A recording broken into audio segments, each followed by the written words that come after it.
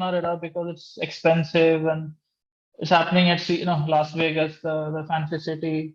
It's not on everyone's radar. So it was a real privilege to be chosen and being represent to be able to represent your country for the first time. It was a great honor, and the opportunities that we had was amazing. There were a lot of people, a lot of media, a lot of potential buyers. I've done events in the past in Europe, someplace else in America, Chicago, and other places. But CES is a really big stage, and even as a visitor, it's really huge. So being as an exhibitor, being on the limelight, it was quite an experience. And if one is really prepared to be able to capitalize it, we were not at that point. We were not. If you are in a position to capitalize on the all the exposure that you get in, then that's, I mean, you shouldn't miss that chance. Yeah.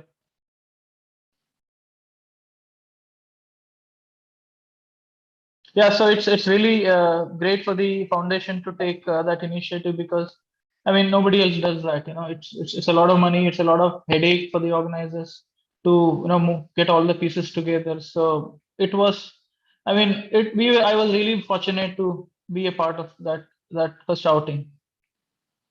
So this year we are trying to do it on our own, but you know this is a great opportunity for any startup to be featured there. Yeah. Arun Raj, as we move into 2022, do you think CES 22 will happen? What to hoga no, now? Yes, it is happening. It is happening. People are making plans. Okay, good. So those of us in this 2021 batch, I hope that they will, some of them will be able to show up. And you might want to help. You remember Bhavya and Atul, right? I think they were the ones from the previous fellowship who helped organize the whole thing. So this year, we'll of course leverage you also, Arun, for those of us, those of our fellows who might be able to make it. Sure. Yeah. I'll be glad to help you out, ma'am. So go on. Why don't you go ahead and talk about your own journey, about your startup CES, and what is it that you've been, the importance, right, of being really organized about getting this marketing and other things done. Arun, उसके बारे में थोड़ा अपना बता दीजिए. Sure.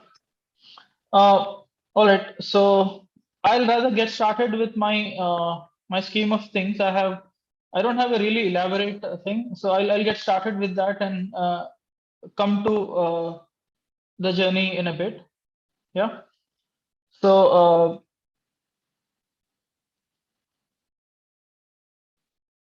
I would start by sharing my screen.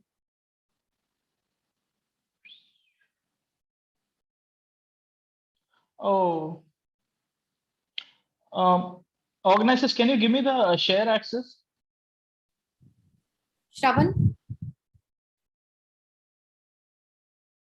Yes.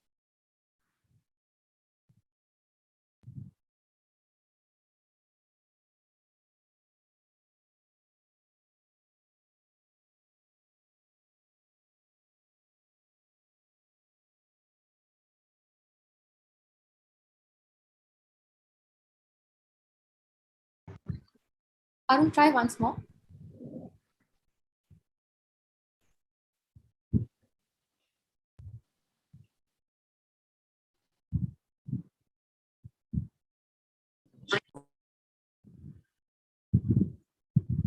Yeah. All right. So let's begin. Folks, I mean, I'm trying to do it in a different fashion here. I have just 3 slides and 2 case studies, but there's a lot of content to discuss. So I'm going to use a visual method of presentation here, which is, it's hand sketched and, all that. So let's get into it. So first of all, crowdfunding versus investor funding. Everybody, pretty much all the startups at some point or the other are considering investor funding. And crowdfunding is a relatively newer avenue. So let's make a quick comparison. In investor funding, I'm only saying, and I'll look at it from the standpoint of the benefits of crowdfunding. So in investor funding, you tend to lose equity at every round of fundraise, and it's largely unpredictable. It puts a lot of stress on you. I mean, the whole process of fundraising is quite elaborate. Crowdfunding too is quite elaborate, but there's some amount of predictability here. So here, what's happening? We have, Arun, yeah, Arun, just a second. We can't see your share. you can't see my screen. Oh, I can't see this. one more. Let me, sorry.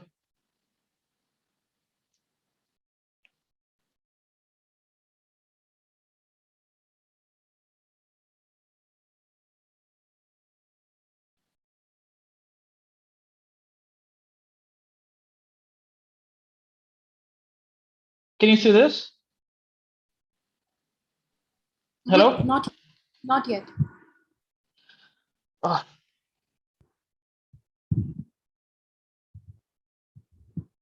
Which device is it, Arun? I have an Android tablet, Samsung Oh, screen. tablet, never used. One moment. Hold on. Yeah, I got it. Can you see my screen now? Yeah. Yes. Yeah. All right. So, shit. I mean, sorry, you lost some context here. So I have a graphical comparison here between investor funding and crowdfunding.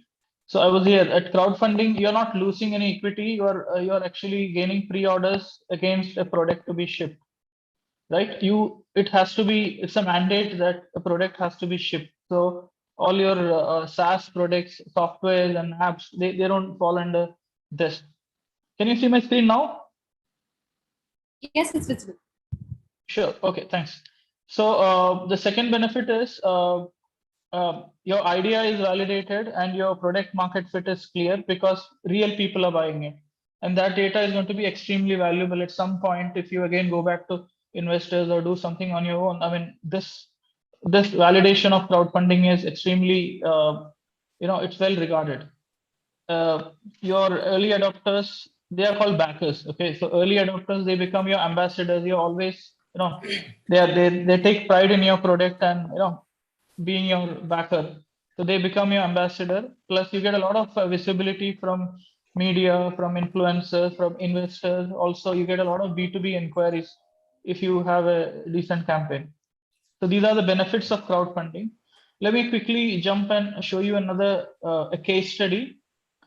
So can you see my screen now? Yes, we Yes. can. Can you We can see that. Looks amazing. Yeah. So this is a company called Peak Design.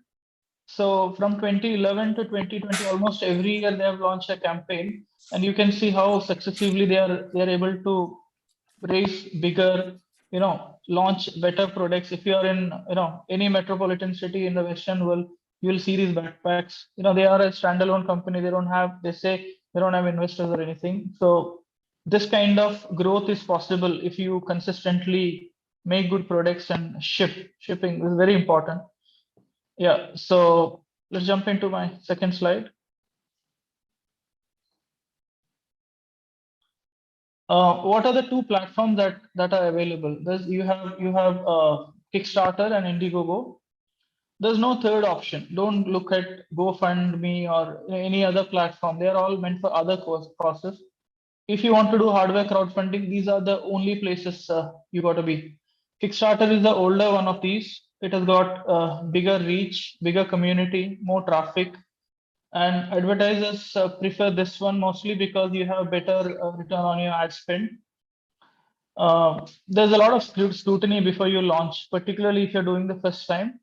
Your company has to be registered for both the platforms. You have to be registered. You can't do it from India. And Kickstarter is a good gaming, arts, and other channels that are available to you. Whereas Indiegogo here is a little more flexible and they have a little more proactive support system. The big difference here is when somebody swipes the card on Kickstarter, they're charged later. So it's easy for you to get your early traction on Kickstarter. You can tell your friends, they put your card and your money won't be collected now. Whereas on Indiegogo, that's the cards are charged at a later date and immediately. So also on Indiegogo, their newsletters get you a lot of money. Whereas on Kickstarter, the organically you get these are the big differences between the campaign between the platforms. There's an in-demand program on Indiegogo, so you can technically launch a platform a campaign on Kickstarter and do a perpetual follow-up on Indiegogo. So that's another benefit here. Yeah, e-bikes, electronics, gadgets, and all. There's a big platform on a big community on Indiegogo. So both are competitive. So you must do your research between these are the points. So based on what you're launching, one takes a decision between which of these platforms. So now let's get into the meat of the affair. So I have a mind map kind of a presentation here. So this is crowdfunding, and you're able to see this, right? Yeah. Yeah. All right. So I have so this is typically you're looking at a half a year kind of a plan if you want to make it really big. So you are starting with an idea here. You're thinking, okay, I have a better mousetrap. I have a new thing. Is it fundable through crowdfunding or should I go to investors? At that point, you're going to look whether it's a tangible, shippable product, whether is it novel enough? Can it go viral? If it can go viral, so this is the viral part is important here. Half your job is done if your product has some kind of a viral factor to it, whether it can get whether really people are going to get pulled in for some headlining feature. So if that's the case, then you should look at this. What are the next steps? You're going to do a lot of research and learning. You have to look at other campaigns that have done well. You're going to talk to a lot of marketeers. I'll come to that in a minute. And you're going to talk to a lot of other founders, other campaigners, and learn what has worked for them, what has not worked for them. Because this part compared to investor funding, the whole process is a lot technical. There are a lot of parts to lot of cogs into the whole system. So it's important that you don't miss out on most of those. The second part is you're going to define a launch date. Find out if your product has got some seasonality. For example, all my products are into the plant space. So whenever we have launched it outside the spring season of North America, they have not done well. So there is seriously some amount of organic traffic, some amount of shopping trend psychology that is playing in that. So this is important.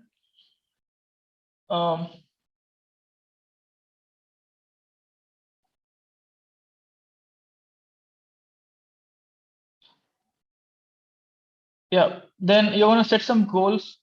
There has to be a public goal. You're going to keep it on the lower side, and you're aiming to hit the first at least the 30% of that part through your own efforts. Not from the platform. Assume that the platform is not going to give you anything. Try to hit that in 1 hour, 1 day, something like that. There has to be everything. There is a lot of competition there. Algorithms, if you want the algo to pick you and push you forward, then try to get a lot of momentum in the first hour. Then you also have an internal goal. Let's say my given goal, public goal is 10,000, but I'm not here to gain 10,000. I'm here to gain 100,000 or a million. So whatever you're planning, try to have 10-15% of it ready for your ad spends and other things. So this is the part you're going to have your friends and family. You're going to hate you for this. You're going to do a lot of begging. You're going to, push people to help you hit that goal. And you will know who your friends are if, when you do a crowdfunding campaign for the first time, because, you are going to pester a lot of people. Then the second part is community. You have to start your community building efforts. Find where your backers are. Square Off did a chess campaign, right? So they got good support from chess.com, to give you an example. Likewise, you need to know where your backers are coming from. You go to maybe Reddit forums, you go to Facebook groups, talk to the admin, send them a sample or so. Maybe if they put a word out, things like that. So your community building starts here for your startup, not just for crowdfunding, but largely you have to start your community activities here. And then, of course, social media, all of these channels, including YouTube. I would start by giving teasers and officially reveal the product closer to the launch date, so that there's some amount of excitement and buzz out there. And this is the time you're going to, if your product, this is your first product, you have to define the communication, the style, the visual, all of it is defined here. So don't take this part for granted. The next step along the way is lead generation. You're going to collect thousands of emails from people, not your friends and family. This is going to be legitimate, backers who are potentially your backers. Some people, almost everybody, you make a landing page and you're going to put a mini video or a GIF out there. You're going to make it appear like this is the thing, and you need to collect emails from people. No credit card, no other information, just an email ID. That's good enough. So a good campaign, a competitive campaign, has anywhere from 10,000 to maybe 50,000 emails, of which 5%, 2%, 10% of them convert. So more the better. So if you have a lot of leads here, this is going to help you with your excuse me. So these leads, this is going to help you hit this 30% goal as well. So you have a landing page and you are spending a lot of money driving traffic there. So these advertising efforts are coming to you. You are going to see what kind of return on your advertising spend is happening. And this is another important indicator. If your campaign, if your product, whatever you are, so till now your investment is your landing page and your physical effort of doing the steps I mentioned, right? You have not spent much money here. You maybe spend another $5,000 or $10,000 here for advertising, and you see that things are not working. It won't be a bad idea to even totally abort the whole game here, because as you go further, a lot more money is going to be at stake. So lead generation is where we are. The next step is going to be your campaign design. You have to be very clear about your value proposition. People are putting money to get your product. So what are the benefits? Trying to explain the benefits and sell it to people. This is going to be a task. You need to get experts here. Your friend who is a part-time photographer cannot do your campaign. I mean, you can, but I wouldn't do that. You need professionals of photography. You need real good people who can tell stories. The smaller the video, the better it is, in my opinion. 2 minutes is like a sweet spot. 2 to 3 minutes. In that 3 minute, you have to tell your story, where you're coming from, who you are, and what the product is. But you start with the product and make it really appealing to people. The viral part. So this is an art. You need to be working with advertising movie makers, or even better would be to have work with people with prior experience here. So my last videos, they costed us around $40,000. We shot it in San Francisco. We were looking at people with prior experience. So that's the kind of money you're looking at. If you want to raise good money, you will be investing in photography and videography, preferably abroad. Even for photography, lighting in India is very harsh. If you want to make things look softer and better, we shot a photography in Israel. You need a good copywriter, or someone who can spell out what it is and make it really palatable to people. So campaign design, a lot of heart goes into this. At this point, another decision has to be taken about your marketing partner. So you can choose, if you have done so far everything, if you have done everything perfectly, you choose an advertising only partner who is one of these. They are known for that. One of these partners who can do purely advertising and nothing more, or you can get a full campaign management company. Our partner was this TCF. They'll also be giving a presentation, I think, in some time. So these are full campaign management.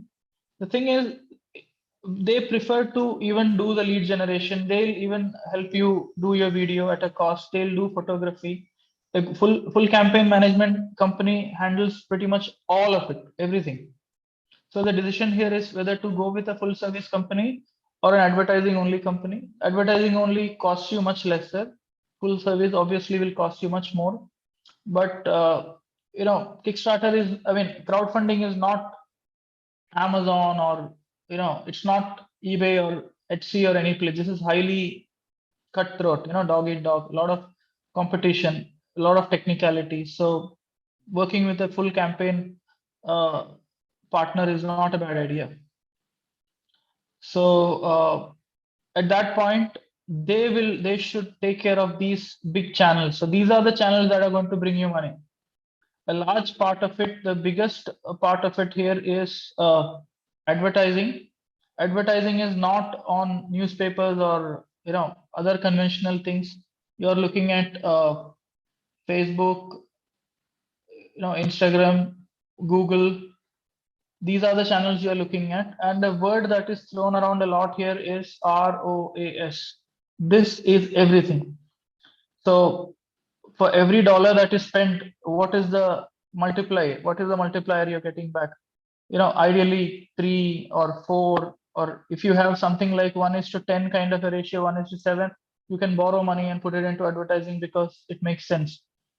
So ROS, when you start talking to agencies, these are the buzzwords that they are going to throw at you. They'll also do PR and media. This is something you can also try to do it. This is not as effective as this one, but this is worth a shot. The more visibility you have on media, anything, Mashable, Forbes, Gadget Flow, you can go hire Apartment Therapy and Gear Patrol. All the good media out there, if they cover you, if they see value in it, they'll probably cover you.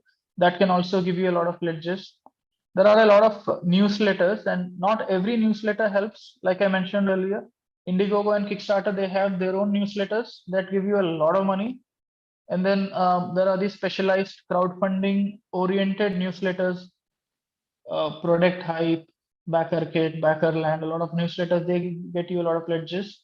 You're going to do a lot of cross promotion. So this is campaigner 1, campaigner 2. You're going to promote each other by featuring the other one on your page, stuff like that. This is going to be very effective. Then likewise, like I mentioned earlier, somebody in your community is going to make a post that is going to get you pledges.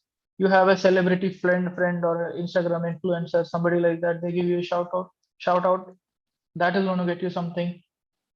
A lot of referrals happen, social media, and the more you raise on all of these, equivalent amount of money is going to come from the platform itself organically. So if you don't do well in any of these, your organic ones also suffer. Okay. So in my Pico campaign, we got like, I think 40 to 50% of our money came without, which are not attributable to our efforts. But the more you raise on yourself, by yourself, the more organic pledges are going to come from the community, which is organically from the platform. Yeah. So these are the channels that are going to get you your orders. And then, I mean, this is where our engagement today, I mean, this is where I'm going to end. But you also have to figure out manufacturing, you also have to figure out the logistics and shipping, customer support and things like that. Because if you get the money and then you go to you take a international holiday, you spend your money, you are sitting on your butt, you're not building your product, you're just delaying, then you're killing all the goodwill, you're killing all the potential growth for your idea, for your startup. We don't do that. We launch a campaign only when we are in a, we try to ship in maximum. I would want to ship in 6 months. We were able to ship sooner because we were prepared, better. But ideally, you want to ship as soon as possible, get the products out there, and then try to capitalize on all the B2B and the other inquiries that are coming along with it. So if you plan it in such a way, so I wouldn't look at crowdfunding anymore. I mean, we have done 4 campaigns, so I don't look at crowdfunding as a money raising venture. It's more of taking a semi-finished or a finished product to the market.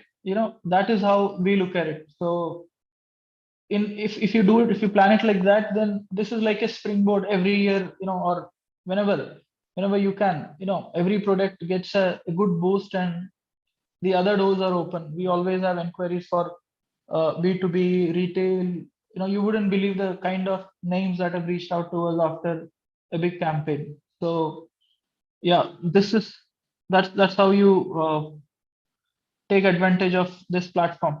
I mean, it's a beautiful platform. If you have a great idea, I strongly recommend all hardware founders to look at it. But these are the viral part, the novel part. This is super important. So before I end, I think my time is up. Before I end, I want to give you a little more, one more case study about campaign design. I'll tell you how important is campaign design with this example.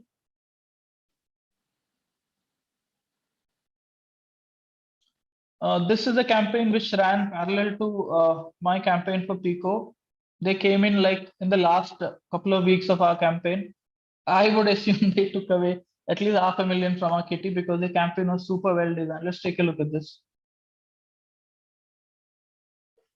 One moment.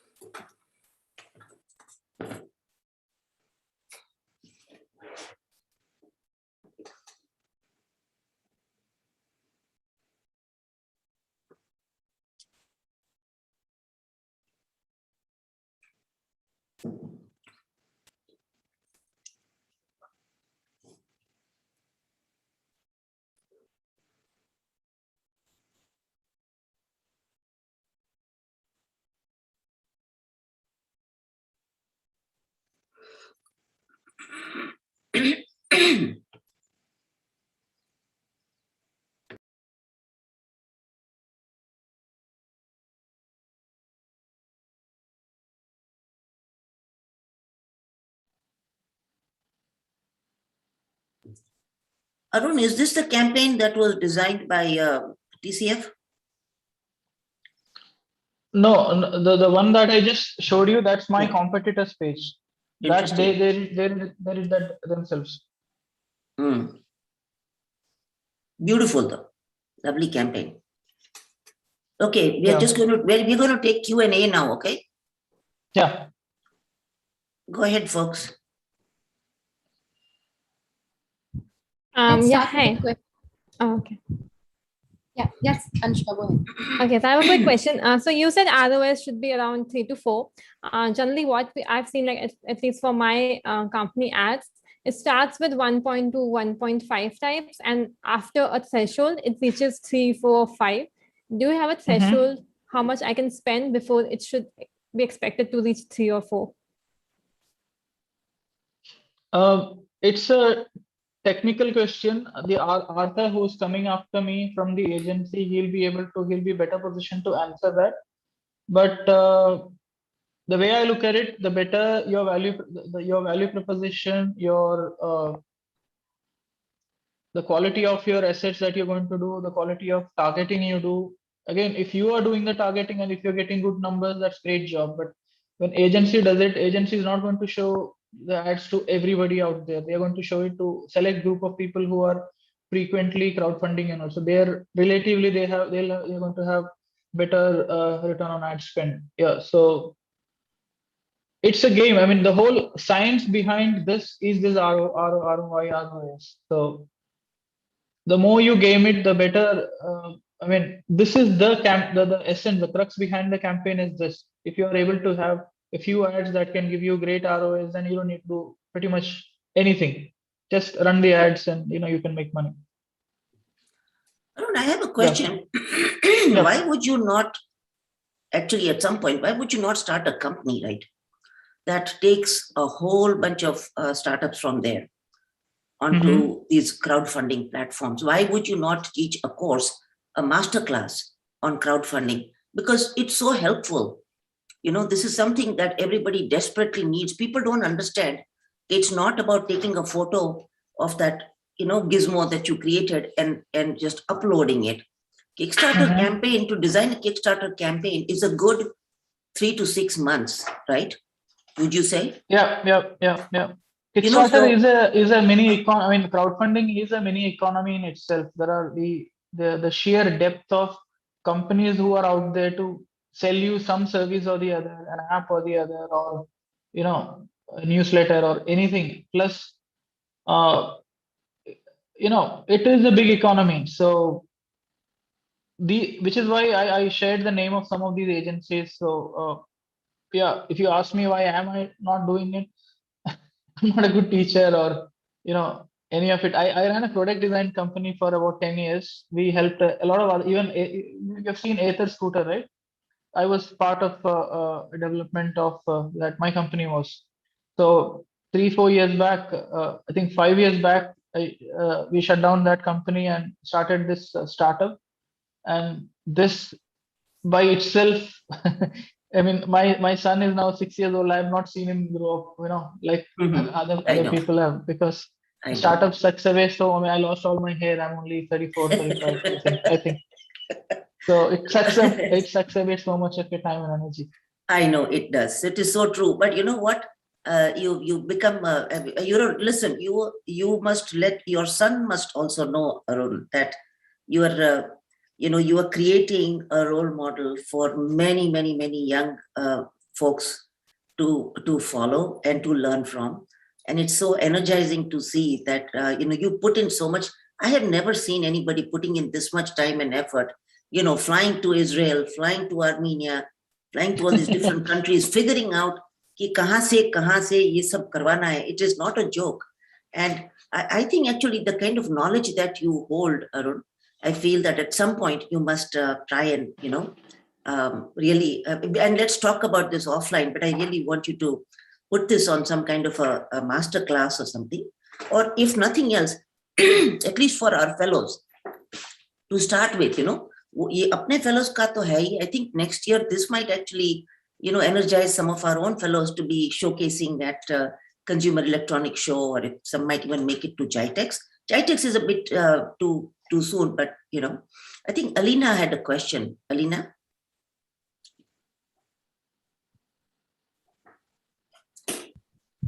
You're muted, Alina. I actually, I would second a lot of things that were rightly mentioned. So for us, it is slightly different. So we've also done crowdfunding and retail fundraising. So again, my experience is such, it is very difficult. Retail fundraising is not very easy, but if your objective is to create awareness, or in your case, to sell your products, it is a great way to go ahead. And so my question, Arun, is from the point of view of so last year we had a campaign on Milab where it was basically we were raising money to support our team of adults with disabilities because their livelihoods were affected by COVID. So we had about 6,000 supporters and we could raise 9 million. Versus another campaign that we had done before that, where we, crowdfunding was, we realized that, it is very difficult. So from the point of view of storytelling, I do have a perspective of mine, but I would want to understand from you, since you've been doing so many crowdfunding campaigns, what differentiates a good, crowdfunding campaign from the lens of storytelling to, a crowdfunding campaign that may not do very well from the lens of storytelling. And, as an entrepreneur, what would be your inputs? Because at the end of the day, it's your story. The story has to speak about your passion. So, I mean, how do you go about, explaining that to the marketing agency, or, and what are some of the elements that you'd want us to keep in mind? Good question. It's not about, see, these platforms are there for people to there is an early, you have seen the innovation adoption curve, right? There are a bunch of people who are out there. Somebody like me, I always have an itch to have something new around me, always looking out. So instead of buying on Amazon or any other place, I'm wondering, what's there on Kickstarter? What's the next big thing out there? So there are these, I think about 50 million people are there in the whole domain, and most of them are in North America and Europe. Very less people in India swipe their cards on these platforms. So you should not even target your ads around here, in my opinion. So they are looking for a kick when it comes to the new thing out there. So in my opinion, the founder or their backstory takes a backseat. Having said that, a seasoned campaigner like Peak Design, whose example I gave you earlier, somebody like that, when they launch the product, they hit 1 million in the first hour or so because people are excited. What's a new thing coming from this brand that I love? So if you're launching your first product, then on the platform, then what's the novelty? What's the new thing in here? When if I get it, how can I brag about it? Or what type of I'm putting my money on it. The product might come, it might not come. So what am I getting out of it? You should be able to give that emotional part, and you should also be able to tell your value proposition. The money that you're spending against that, what are you going to get? So what is the best way of explaining that in a serial paragraph kind of scrolling kind of format? You can add GIFs, you can add videos, you can add images. You need to create the desire to click the button. So storytelling here is, and then after in our generation, we are scrolling, we are used to seeing things. The first second, the next couple of seconds, that's the attention span that you have. So you should be able to grab onto people's attention and make them do that. So it's a little different here compared to other medium, but it's very important that you have good quality assets which are shot by people who know what they're doing, and all that. And product crowdfunding or reward based crowdfunding is much different from Millup or Keto or anything like that. Here, this is purely emotional. There's a social cost you want to give back or support or something, versus on crowdfunding, on reward based crowdfunding, you're getting a product. So the field is totally different. Yeah, so I hope I've answered you. Yes, so there is forum and then Siddharth. Yeah, hi Arun. Thank you so much. Listening to your part where you said how busy you are. We are grateful to have you on this platform and listen to you one-on-one. So my question is, I want to understand the people who are coming on Kickstarter and buying all this. So let's say there is a general notion ki those who are doing seed funding are most of them are entrepreneurs, so that's there.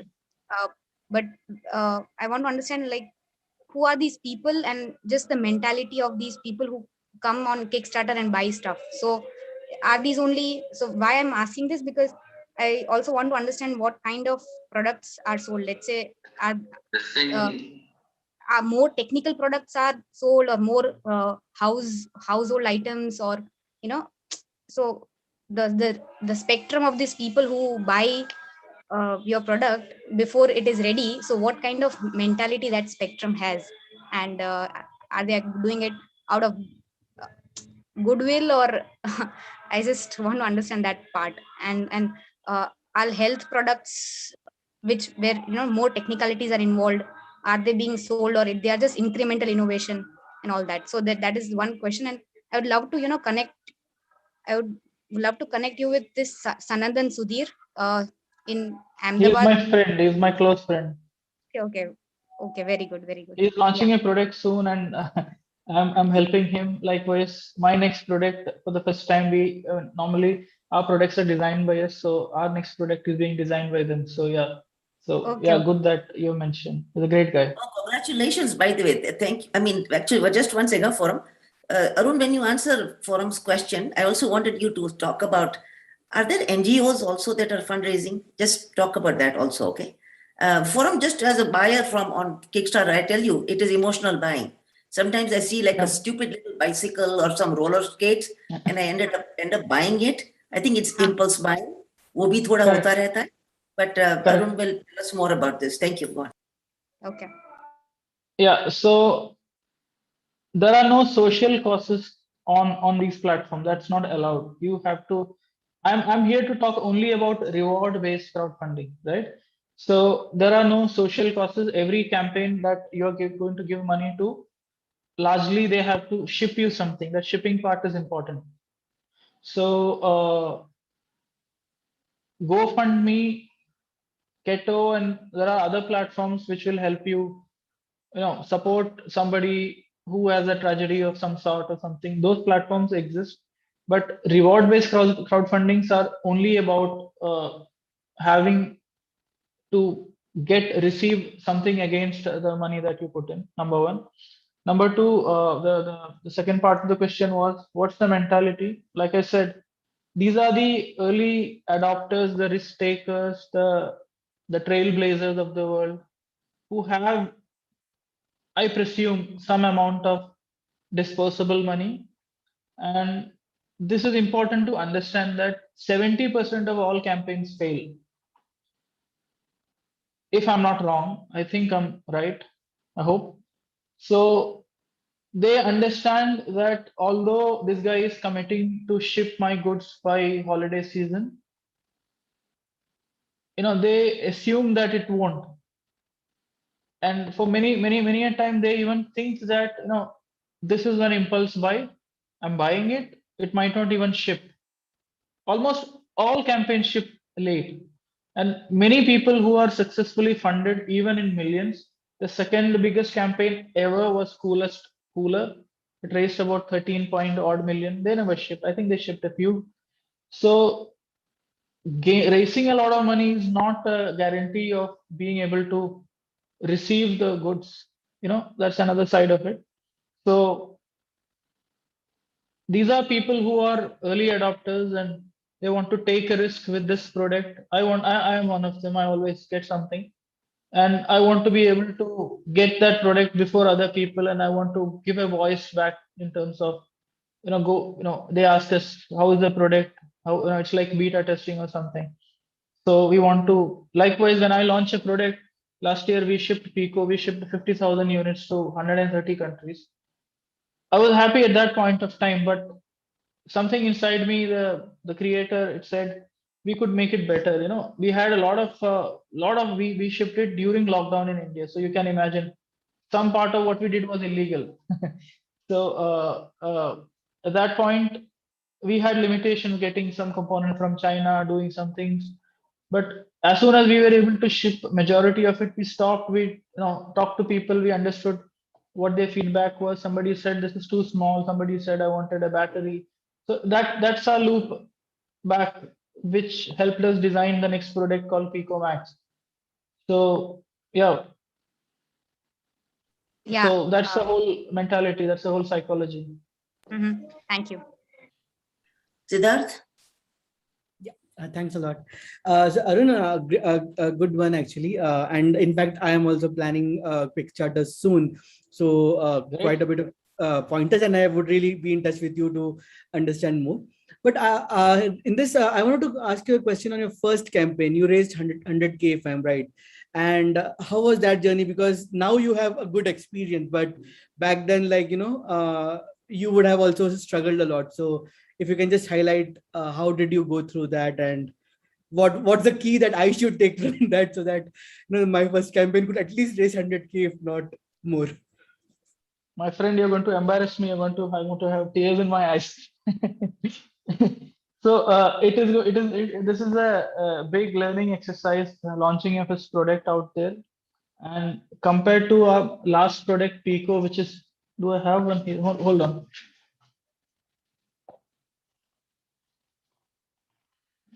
I only have the packaging. I'm in somebody else's room here. Can you see this? This is the packaging sleeve. The product is this small. This was my third product was this size. Compared that to our first product, which stands 2 meters tall, and it's about 35 kgs in in weight. So, and shipping that to a lot of countries. So, only once you do it, you will understand where you stand, whether the product has any real world merit, whether I should pursue it any further. All the questions are going to be answered. If you have a decent campaign, I mean, but if you on the other side, only when I launched the product, the first one, when we made it, it was like an experiment. I didn't even honestly believe in what we were doing. It was an experiment, what's going on. But once we launched it and once we saw how people adopted it 4 years back, that is when it struck me that hold on, we are doing something of value. So that was the trigger for me to really pursue this whole line of uh, indoor farming or plant parenting as a full time. I mean, I think it's my mission to launch a product every year, find out the next innovation. So we were the first to. There are plenty of innovations in everything that we do. So point being, only when you do it you will realize what it is, right? But also try not to take a conventional run-of-the-mill product. This is not the time to launch a brand new, for example, earpod or something like that. Unless you have. Uh, but the first of these products came from a startup called, I forgot the name, but this product actually was invented. Good example. Bragi was the first one to launch a product like this. Now everybody has it. So these new products, these new innovations actually come into light through these crowdfunding platforms, e-bikes and all. You won't believe the amount of frameless bikes, rimless bike, carbon fiber bikes, all of that. Before any mainstream manufacturer thinks about it, you can find it on Indiegogo. So that's how it goes. I hope I've answered your question. Nimi. Hi, Arun. So nice to see this session finally happen. Thank you so much. Yeah, thanks. I had a quick question, like digging deeper into, since we spoke about a lot of these Kickstarter campaigns that you did. I want to understand what are the couple of things that you think you did correctly throughout all of them, across all of them actually, and a few things you could have done better that would have given you a better ROI. I can see you. That's a tough one. So we launched a product. I'll give you the most recent example. Pico was like it was a short-term experiment for us. We built it in a span of 3 months. You wouldn't believe the entire complexity of that product. It came together in 3 months. And when that happened, we were actually planning to, we had more time, but we wanted to take it for CES. So CES was a factor, MJF was a factor, Pico, got made so quickly. And in that 3 months, we didn't put a lot of effort into it. We just after CES came back quickly, made a quick campaign and launched it out there, hoping that we'll hit 100,000, 200,000, something like that, because the previous two did exactly that. It just happened, so it became such a viral thing. Briefly, it was the biggest plant-related Kickstarter in the world for a brief period of time before we got overtaken by Terra Planter, the other example I showed you. So that gave us the confidence that when we make something that people wanted, everybody wanted a bigger version of it. Everybody wanted a battery. Everybody wanted it to look like this. So we assumed that the next one is going to be even bigger. We launched it. It only did 350K or something like that. So your assumptions are most likely going to be wrong. Every campaign will teach you something about humility, about your thought process, about the quality of your design, quality of your communication, all that. So to answer your question, only till you do it, you will realize what you're doing right and what you're doing wrong. And raising more money is not always a measure of great success. I believe it's also important to ship. It's also important to ship on time. It's also important to ship with quality. It's important to have that community back you up again the next time. All of that are important. So yeah, mistakes. If you ask me to about the mistakes that we did, I can probably write a book. We're always making mistakes all the time. So yeah, it's a part of the game. Yeah, I'll read that book, What Not to Do in a Kickstarter. Also, another very small question. So you spoke about like advertising and the campaign management, right? So how much budget do you generally have to start with to even think about launching one? um, 10 to 15, 20% of what you plan to raise is what you should have in hand to for marketing and uh, for advertising. So most likely not everybody would have that kind of money. If you have 300,000 in your account, you're not going to be doing a startup. You're not going to do a crowdfundable startup. You're going to do something much bigger, or you're going to spend that money on something else. So if you don't have money, that's okay. There are avenues available. There's something called Sprint CF. It's a sister concern of this company TCF, which has got. There are a couple of other companies like that. They'll give you free money.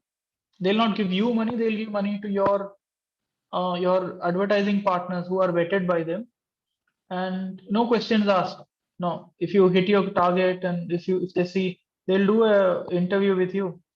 It's not like a investor pitch or anything, just basics, getting to know each other kind of stuff. And if they see value, you sign a contract and you will get money. You will get hundreds of thousands of dollars if they see that the money is not coming to you in one shot. It's coming in tranches, 20,000 first, maybe 30,000 next, like that. But you tell them, look, my ad budget is getting expended. I need more money. Overnight, they'll buy you more money. So these channels are available. So like I said, the whole ecosystem has built around hardware crowdfunding.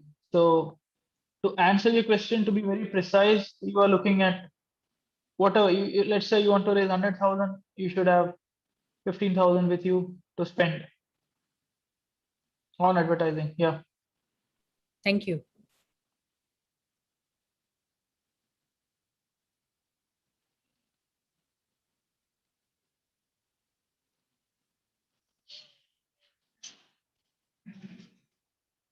Anyone else?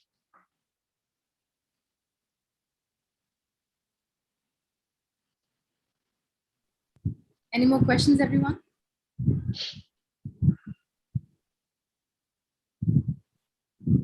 I think this was a really, really informative session. And we hope that we can really do a masterclass with you for crowdfunding and building up campaigns. I know you're very busy, but let's try. I'm not busy. I don't have a meeting with the ambassador of Denmark today evening. I'm not busy in that respect. Just the fact that I mean, I'll be happy to do it for you. Yeah, sure. Yeah. Sure. I mean, it's an honor and a privilege to be here, getting all this respect. Nice things being said. So I really appreciate the opportunity you have given us, and I'll be really happy to do anything for the foundation.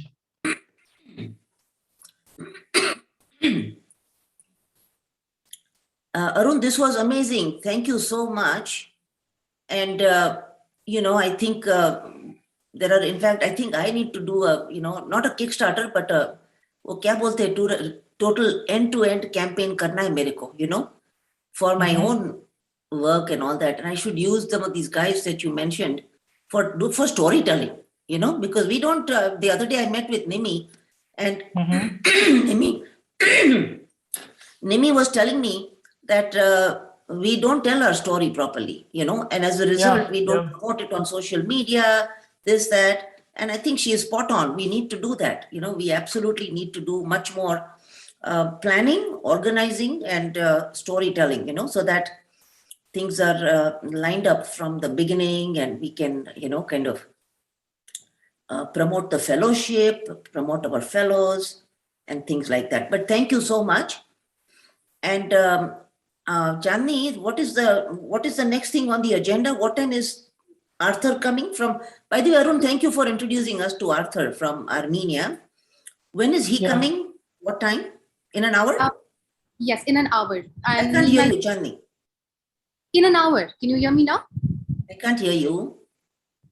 I can hear you. I heard you. Okay, that's okay. Does anybody know? Can you unmute yourself and tell me what time is Arthur coming? 1 hour. 1 hour. In an hour. Chandni, we can't hear you.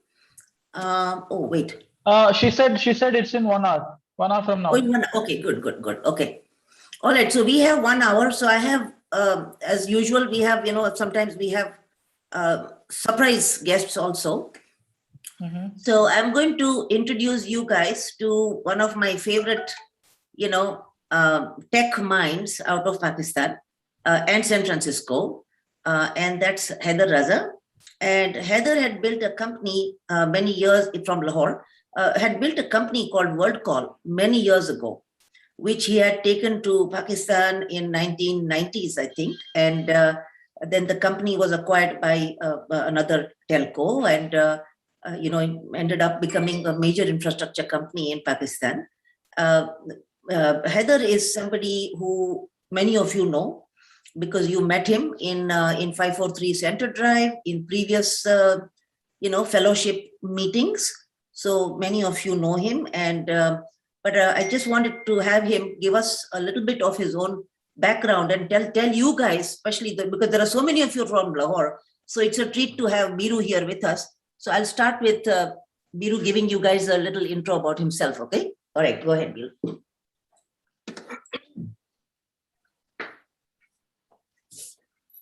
Hi, folks. How's everyone doing? Is everyone muted or? Good. How are you? Doing very well. I'm not doing too badly, but Asha obviously exaggerates. So for all practical purposes, divide that by 10. But anyways, listen. I mean, the background you've heard from Asha, an ex-Intel engineer who went and essentially did what Grameen Phone did about 5 years before. They did it in Bangladesh in a company called WorldCall. And, for learning purposes, the lesson I want to share with all of you as far as both opportunities in entrepreneurship is concerned in the subcontinent is that we've challenged and sort of asked the simple question as to whether we want to innovate a business model or whether we want to innovate technology. And while there were opportunities for technology innovation in 1995, I realized that what we wanted was essentially something that could be sustainable and scalable. So WorldCall, for all practical purposes, was a thought out business model innovation of how to deliver telecom services. But before I proceed any further, are you guys finding me a little too boring in going into all these details? Not at all. I have other exciting stuff that I can share with you. Yeah, Birumia, I think let's do that. I'm thinking right now, WorldCall, because it was quite some time back, can you tell us a little bit about what's happening in Pakistan in terms of the ecosystem? I keep hearing this news every now and then that some fund company got funded, and venture capital is coming in. What do you think is going on in Pakistan? And what do you think are the opportunities and barriers? Because we are also interested in the opportunities are hey. We are also interested in barriers because we want to make sure that those are removed and people have the freedom to, go full speed ahead with their company. So I think, the first point to note is that our growth rate as far as venture funding is like 10x growth rate, not the growth amount, is 10x that of India. So we're beating India hands down, if not in cricket, in venture capital. So one for Pakistan there. But, the challenge is that all of this is questioned about Pakistan because entrepreneurship is highly challenging there, and there are risks in Pakistan that we don't see in India and Bangladesh: business risk and political risk. So one is keeping one's fingers crossed that this growth will be sustained. That said, I think the big news is that Pakistan, for all practical purposes, is wide open for business. I mean, both in terms of disruption and of introducing new technologies and services. And quite frankly, I think the entrepreneurs that are finding success right now have essentially proved two things. One is that you can literally sort of take any vertical, any industry, and come up with something innovative, and there's enough demand in the marketplace, for that innovation or new introductions to be absorbed. The challenges are, I think, primarily centered around two things. One is that both entrepreneurial as well as venture capital or investment maturity is required, for the simple reason we're starting on a learning curve a little late, and surely you're seeing signs of maturity taking place.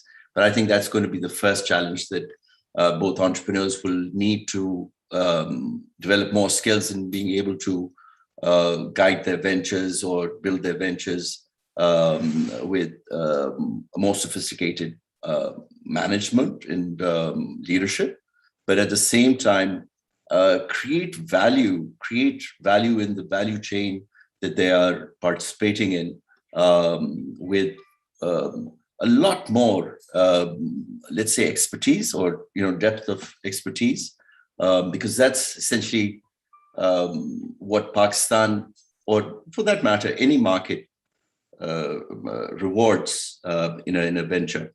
The other thing is that I think, given this particular session, the innovative funding methods like Kickstarter or crowdfunding is really, really sort of timely and applicable to the opportunities in Pakistan.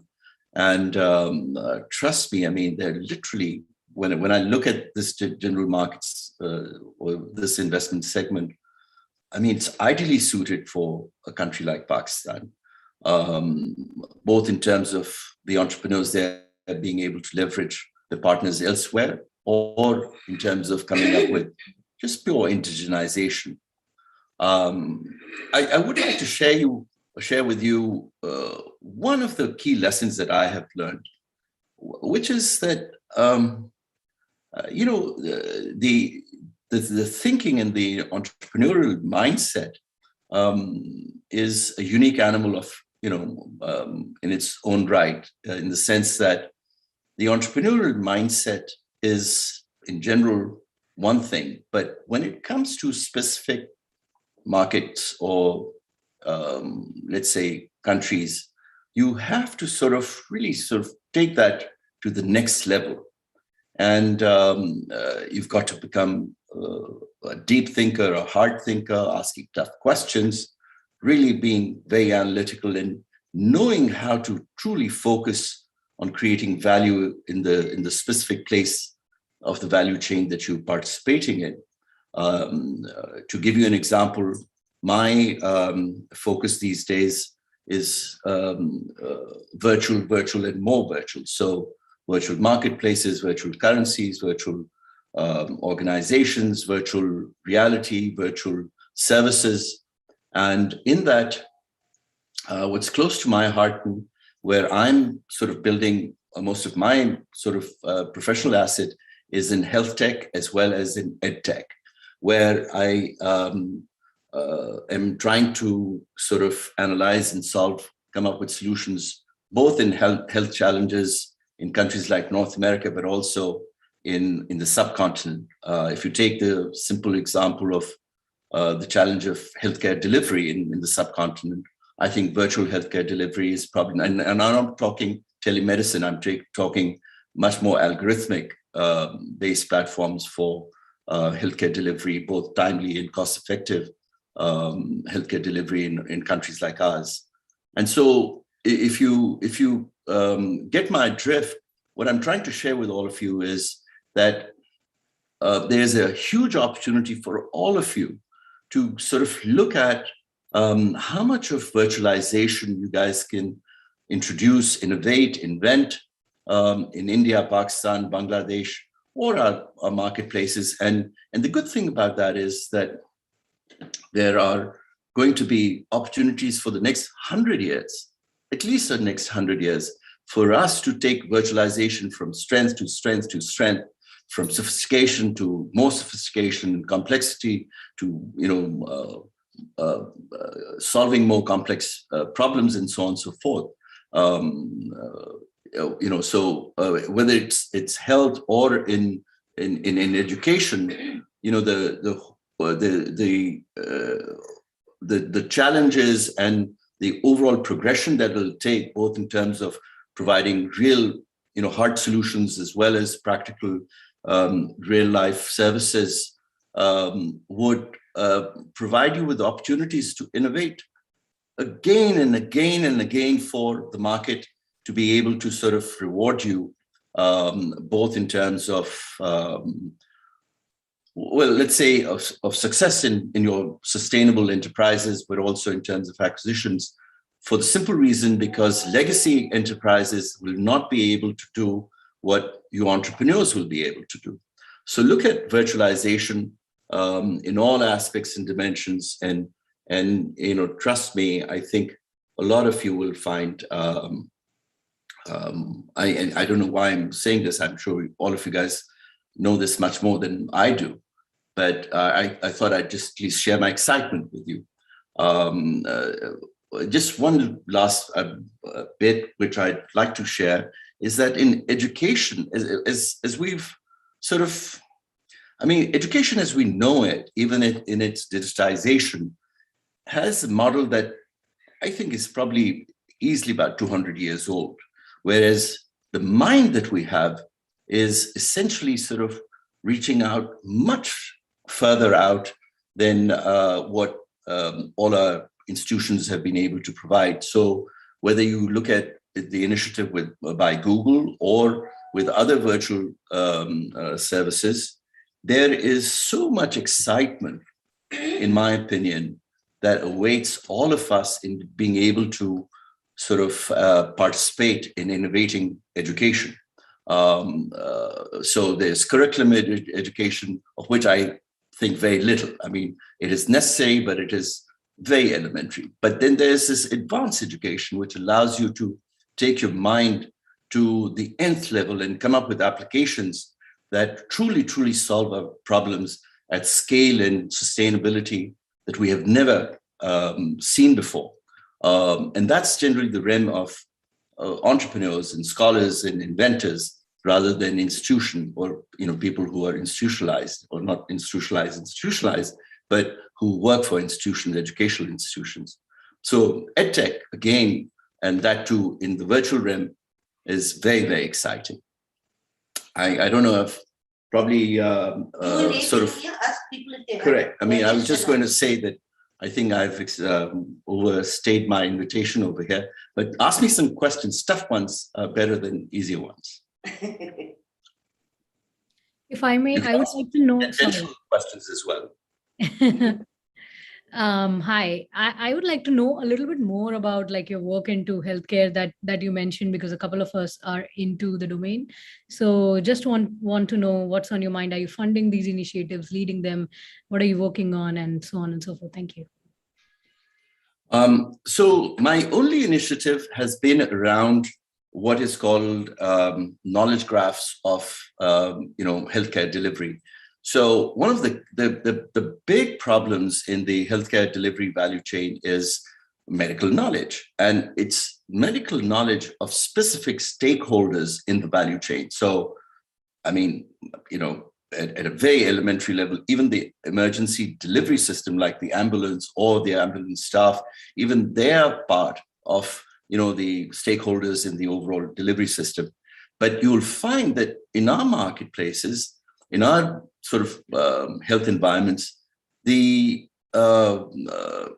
just the emergency staff or the emergency stakeholders are not really that knowledgeable when it comes to very specific episode of a very specific patient, there isn't much knowledge even down to just providing simple oxygen or timely response for a particular type of medical patient. Now, you can completely forget about truly being equipped for, and I'm not talking in terms of equipment, but just in terms of knowledge of medically complex patients, people who are either geriatric and have multiple conditions. There is just not that training or capability available today, even in the best of markets, where exact knowledge is available in a timely manner for treating a patient with, let's say, medically complex emergency care or emergency just transportation. So when you break down the overall complexities in the medical domain or the health services delivery domain, you have a lot of technologies and a lot of resources available where you can literally sort of take lessons, but also technologies and repurpose them for, let's say, healthcare delivery. So just to answer your question, my specific interest is in being able to provide basically the management of healthcare delivery by specifically providing the comprehensive knowledge to the stakeholders in a timely way. And I think digitization allows us to do that. So that's my specific focus in virtualization of healthcare. Did I answer your question? I always have more, so I'll ask. Go ahead, ask a quick one. So is it like, do you have a platform that does that, or how does the entire thing work?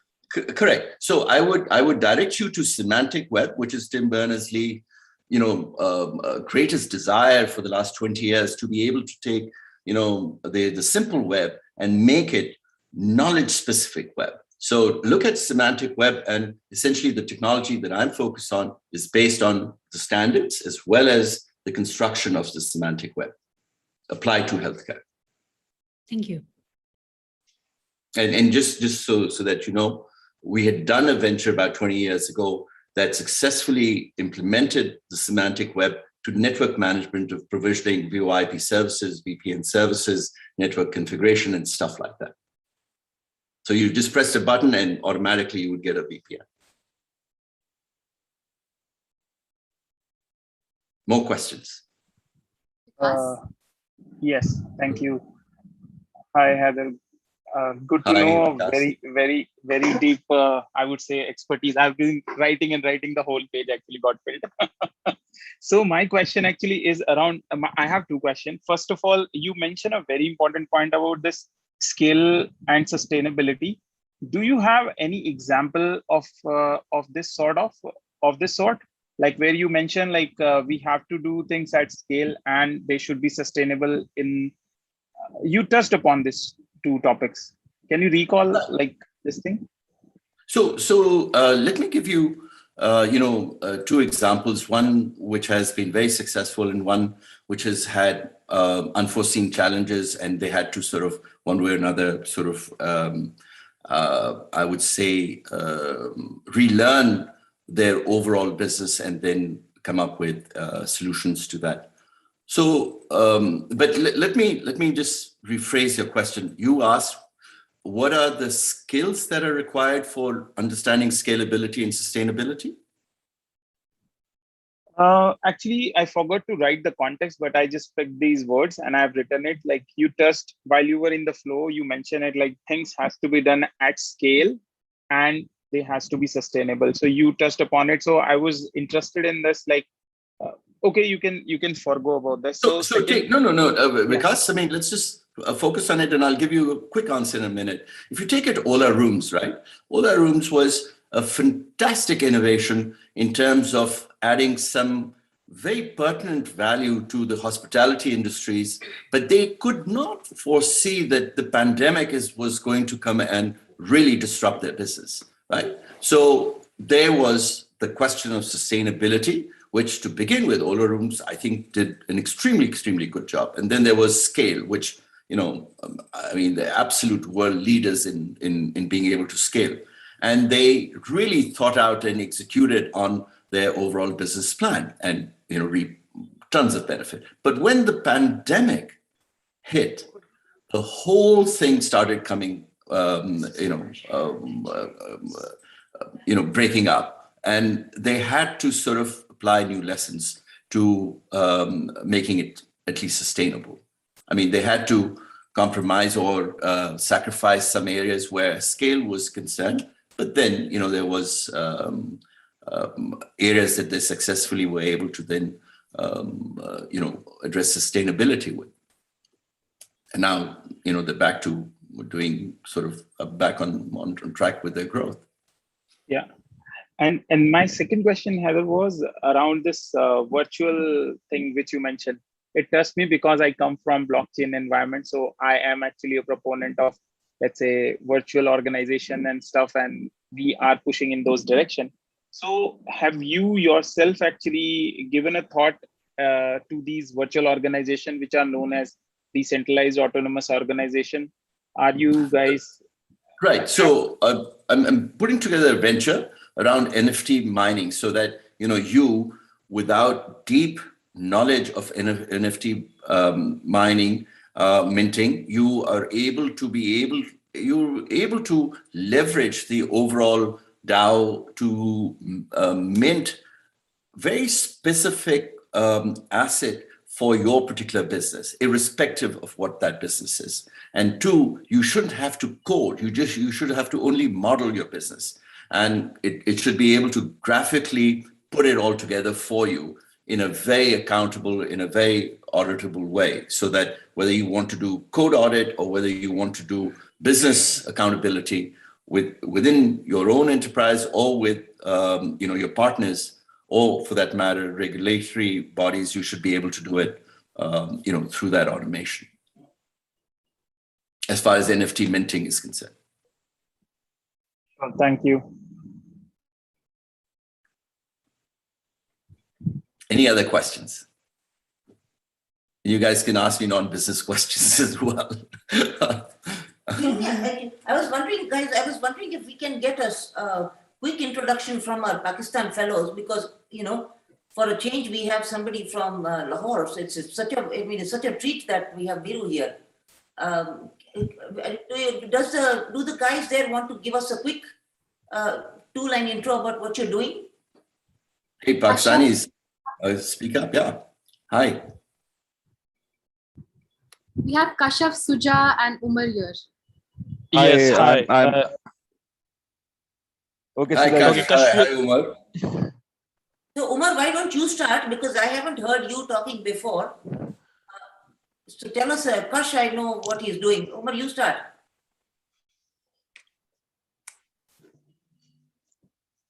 Umar, are you there? Umar, I think disconnected because of some network issue, Okay. but we. Kash, how about you, Kash? Go ahead. Yeah. So I'm trying to create a digital community space, life at Lahore. And now I just, taken the Kickstarter idea. And earlier I had no idea, but, my brain is, going towards let's pull up a Kickstarter campaign. Other than that, I run the largest volunteer network in Pakistan. I head that platform. This is what I like to do. Excellent. Is there anything I can do to help you with your venture or your idea, or do you have a question in that general realm? Yeah, maybe we will be. We started with little postcards. Tomorrow morning we are going to GPO Lahore, and we would be couriering them all across. Maybe you can have a look at them. I'll share, and we would be now focusing on little crafts that we can ship all across, all handmade products. Excellent. Okay, Virumia, let me. Is Shuja there? Shuja is here. Shuja is there? Okay. Yes, I'm here. Yeah. on, Hello, Shuja. Heather. Nice to meet you, and it's good to know that you are very concerned about the healthcare and the edtech sector, because I'm working in edtech for more than 3 years now, and I feel like that yes, massive work needs to be done. And I actually did have a question that, do you think that to gather scale, we would have to at some point involve the government bodies into this? Because when I started out for this, I did actually go to government schools and I pitched to them that we could update their curriculum. But yeah, that didn't go very far. Some things because of like my immaturity, and some things maybe like just for political reasons. Even the KPIT board, they did start a project by the name of Early Age Programming, where they started to teach STEM courses in public schools in KPK. But we proposed to them that you could turn it into an early age robotics as well, keep on adding more advanced curriculum, and that could add more value. But I don't think like that also like went very far. So when you say that you want to like work on something that is sustainable and scalable, do you have any vision in mind that how would we service all those millions of kids who are like, I mean, we could provide services to the top of the tier community, but to the middle class, and to then what about those students who are not even like going to schools right now? Do you have any vision regarding that? So I'm solving three problems, Shuja. I run basically a trust, education trust, where 1,000 kids have been taught or been given education through K through 12 for the last 25 years in Kot Lakhpat, Lahore. So there, some of our graduates have gone on to do PhDs. Some of these are kids of people who are sweepers, who are hawkers, who are absolutely disenfranchised. And,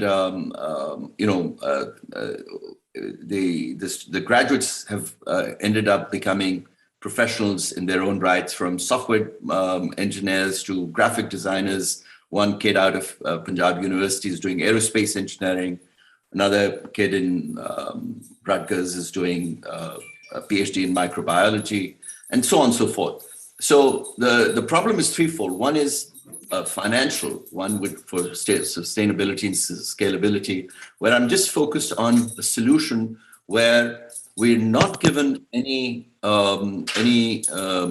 donations, financial donations, but we create essentially a 16-year loan, which the students start paying back to their original institution after a 2-year grace period. So basically, you give them a 0.1% or a 1% loan for 16 years.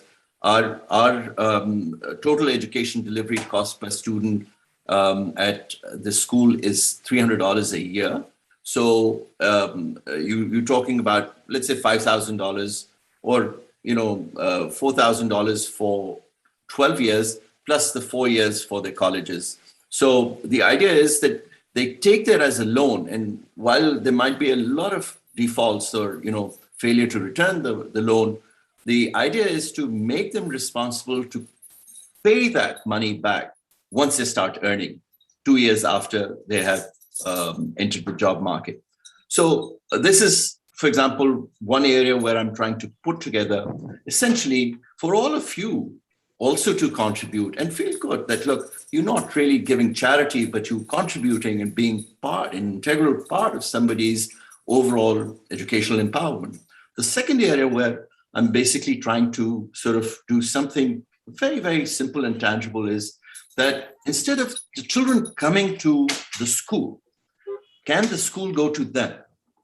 Which means that of the 20, 30 million students in a country like Pakistan that can't get education or can't come to a school, isn't it about time that we somehow invent a method to take education to them, to their doorstep, inside their home, whether virtually or physically or, in some practical way?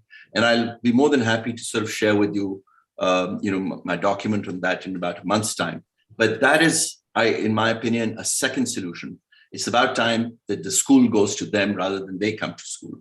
The third part, which is really, really important, is how do you integrate them from get-go, from kindergarten into society? So let's say if you have a child of the poorest of the poor, right? Poorest of the poor, I mean, people who don't even have, but have, a kid who deserves education, right? How do you, not only get him into the school or her into the school, but also integrate them into society and citizenship, make them part of mainstream society. And that both in terms of their engagement with, let's say, the immediate education system or the service that they become part of as students, but also to be able to change their mindset from just, let's say, feeling, in my opinion, the burden of just being in a charity school, to really participating in contributing to that educational environment, plus the immediate community that they're part of. So those are the three things: integrating into the education system and the community, taking education to the students rather than students coming to a school, and the third one is to get them not free education, but IOU education, paid forward education, where there is a loan that's given in trust to them to be paid, 2 years after they graduate from college. I mean, if you want to participate in it, get in touch with me. I'm looking for all kinds of contributors everywhere. We can become essentially a Renaissance education Renaissance school. We can become a venture. We can become a team. But we can all take this idea and run with it in our own different ways. And I'm more than happy to help, support, and sort of contribute to it whichever way I can. Yes, I would remind you about sharing that document. I would be looking forward to read that. And please critique it, also, give me your feedback. I have a follow-up question as well. That when you said that making these people, making students from kindergarten to becoming a part of the society, it has some alignment with the type of mindset that people like Sunny Ali and Azad Chaiwala are trying to push, that they're trying to encourage people to become actually contributors in society, finding out their role, especially in terms of finance, in terms of financial freedom. So how much do you agree with that we need a cultural shift of maybe like not seeing education or maybe academia as the only pathway in our growth, but actually like looking a 360 way and finding out where do we fit into the society? Well, so, you ask a very, very important question, but you ask a historically very difficult question, which in my opinion, like, if you want to ask me, would you like to know, my educational mess and what I am a product of? Sure. Let's start there. All right. So I flunked my Urdu exam 4 years running in FSC. 4 years running. So I flunked it 5 times. I never graduated from FSC in Pakistan. I went on to privately get tuition and appear for 3 A-levels and got a full scholarship to an American university. So I flunked in an education system that was preparing me to become some sort of a professional. But I, on my own, took charge of my own education and went on a full scholarship to study aerospace and computer sciences in the US. All right. So I'm not trying to say, I'm this big wig. All I'm just trying to say to you is that our education system fails again and again and again. And in that, one of the failures is what you were pointing out, where I basically feel that we've got to shift gears and certainly balance the need for curriculum with, the need for creativity. You should not be today, in today's world, be constrained in terms of the overall capitalization, for lack of a better word, in terms of your intellect, education, and your overall abilities. Now, my point there is that any education, any teacher, any book can give you some knowledge. The thinking in your mind is essentially then your own responsibility. You're left to your own devices to learn how to think and then how to apply that thinking.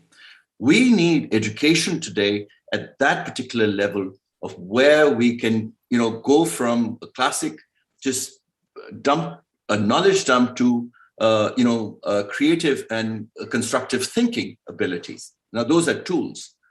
One other part, which is, in my opinion, you've heard growth mindset, you've heard all kinds of, what's it called? Not systems thinking. What's the other term for? Abundance thinking or growth mindset. Right. So there's growth mindset, but there's the other design thinking. Right? Thinking. So there's design thinking. Well, to me, the next level is being one with design thinking. Yes. With being evolutionist thinkers. We should introduce evolution thinking, because ultimately we as human beings, in a contemporary sense, philosophically speaking, we are really a product of evolution. And we have zero evolution thinking, whether it is in harmonizing with nature or in taking our own human evolution forward intelligently, right? So where is evolution thinking? You are not going to find a single textbook or a course anywhere. So I mean, don't get me wrong. There are a lot of people who believe in the overall care for nature, being integrating with nature. But what I'm trying to say is that as a discipline, we need to now enter the realm of education where, in my opinion, we should become evolutionists. We should be doing thinking exactly like design thinking, which is, I think, the launch pad for becoming evolutionist thinkers. Sorry if I digress, but I thought I would share that with you, because evolution thinking is really, really cutting edge, in my opinion, as far as human education is concerned.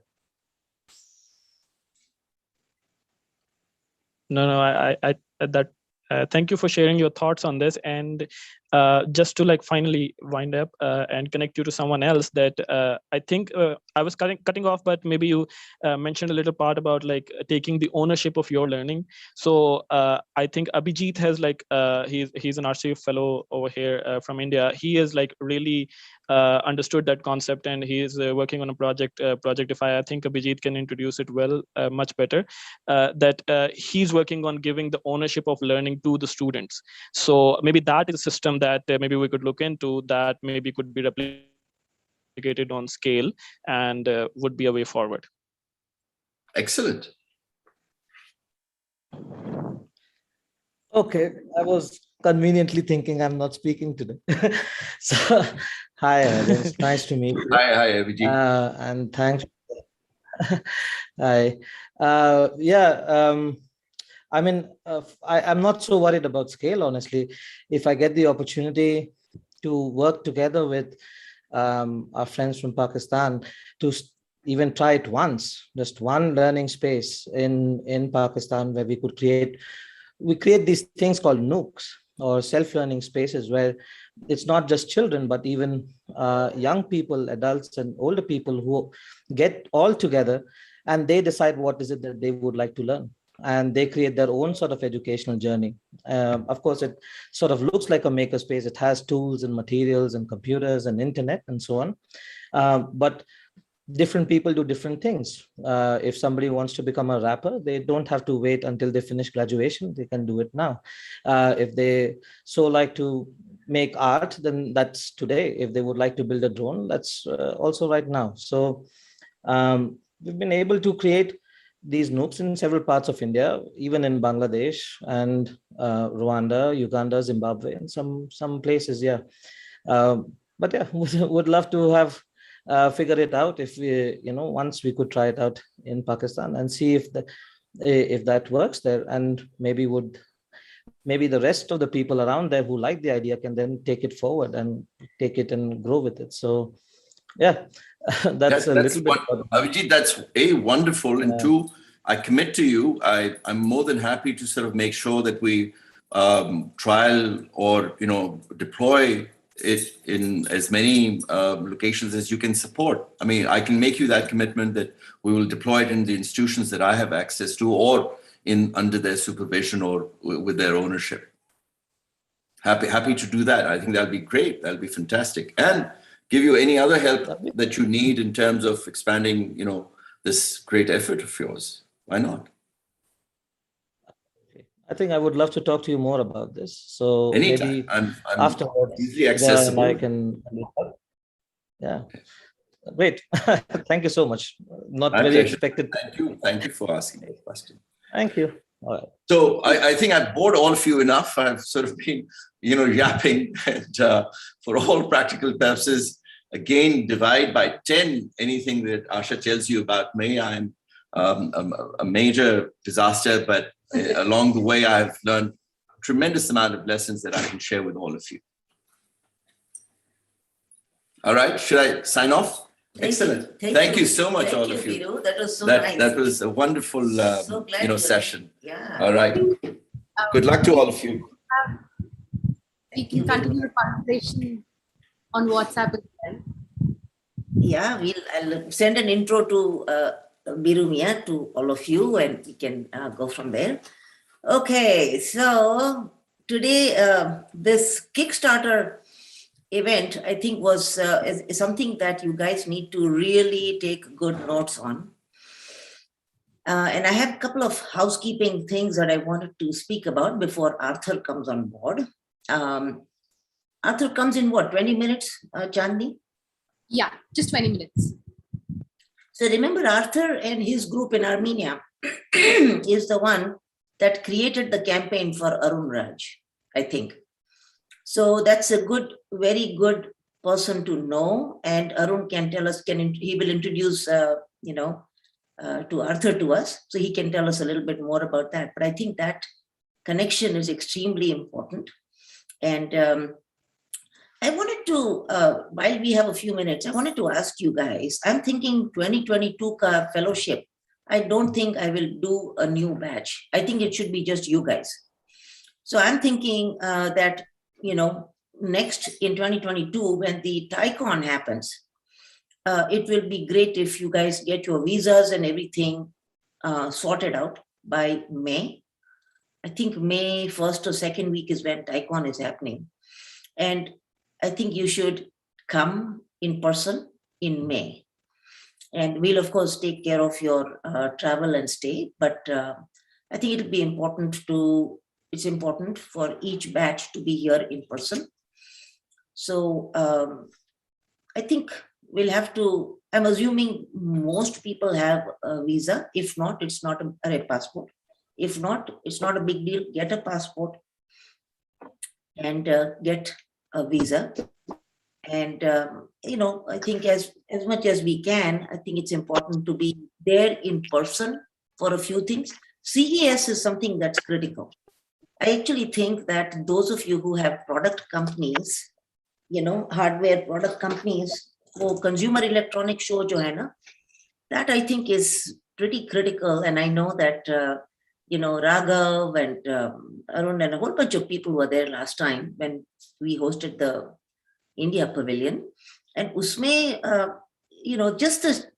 I think just getting a snapshot of what are the other products out there, who is doing what, how are they accelerating things, is there a partnership possibility, how do you sell, and how do you market, how do you amplify, market, make things go viral. These are all such interesting lessons that one can learn at CES. So मैं तो सोच रही हूँ कि शायद, those of you who have product companies, I think should be there at CES, and the rest should be there at the TiCon 22, and it'll happen in May. And because I don't see any point in finding a new bunch of fellows for 2022, because this one, the fellowship has happened, but I can just see that it's not the same thing. Since we've not spent those few weeks, on various things. So that's what I think is critical. What do you guys think? What's your general sense there? Okay, I can see some people nodding. Okay. Can I go first? Yeah, sure. Asha, Asha, I think you mentioned very important point, because do you know what is happening in the last let's say 3-4 weeks? I will speak for myself, because let's say startups is all about like firefighting day in day out, right? Yeah. Keeping lights over your head is an essential challenge, like daily challenge, and specifically for the bootstrap companies like us. So what happened is, like, I was able to help so much and I was able to get help so much. But to be very frank, I was like only able to talk, let's say, very handful of people. But I see a lot of, let's say, I really wanted to talk I really wanted to talk. I can actually do like a whole India kind of thing. I can pay from my pocket and I can go meet all of these people, let's say in the hotspots. Like I can pay a visit to Ahmedabad and I see a couple of people are there. But let's say when it comes to everyone at a single place, I think serendipity happens only then. And we will be able to actually express ourselves and where exactly what we need. And to be very, very frank, we couldn't do 1 or 2 calls internally as well, because I remember Shuja talking about, can I get, let's say, a pitch deck reviewed by someone? You mentioned it very, very critically. That's a low hanging job. I think we can do it internally. Those things could have done internally. Let's say within 1 day, we would have solved, let's say, 60% low hanging problems of all of the participants, right? Kickstarter thing should not have taken this long. It just happened to be because if we would have been, let's say, we would have been the vicinity, maybe Kickstarter related question would have been subsided within, let's say, initial 4 to 6 hours itself. Similar software related questions, hardware related question, fundraising, surviving, Series A, Series B, all these things, I personally think serendipity actually happens when we are in a close proximity. That's my submission. See, I was telling Nimi yesterday, a day before, when she came to meet me, that we were sitting in the cafe, right? We were sitting in Kupa Cafe. And Dipender Saluja, who is a very old friend, our children grew up together, he's known as Dippy. So Dippy walked by, right, with somebody. And he said, and what happened was, he was inside the cafe, and the cafe people had made 2 cups of latte for me and Nimi. And they kept calling out my name inside the cafe. And Nimi and I were sitting outside. So Dipender Saluja is the one who heard my name, picked up those coffees, came to our table, gave us those coffees. Now, Dippy is the guy who practically runs Skoll Foundation and is the head of Capricorn Ventures, which is the Skoll's venture arm. He's also closely involved in funding of movies from participant media, which also is part of Skoll property. Now, just imagine, he's on our table now, and we are sitting there. This has happened. This, for me, is the real value add of the fellowship. Absolutely. These 2 weeks to 4 weeks that we are all staying, together in that same house, and everybody, or in the neighborhood. Now because of the size of the fellowship, we've also started renting out a few Airbnb homes, right? So because of that, and going and hanging out, believe it or not, just at Kupa Cafe, only Kupa Cafe, just the sheer number of connections, people walking by, things like that which have happened. And I think the confidence that all of you will get in knowing that,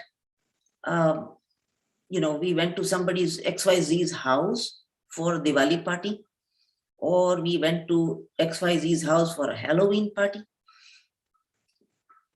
Things like that, which are priceless, because these are relationships then. They're not transactional, startup going and pitching a VC. Aisa nahi hai. These are much more of long-term, because remember, in RC Fellowship, it's different, right? We are not trying to do something in 3 weeks and koi train nahi pakadni hai. As I've been saying, we're not trying to catch any train here. This is for the long haul, in which many of you are going to pivot. Many of you are going to be doing startup number 1, number 2, number 3. Something might fail, something might work.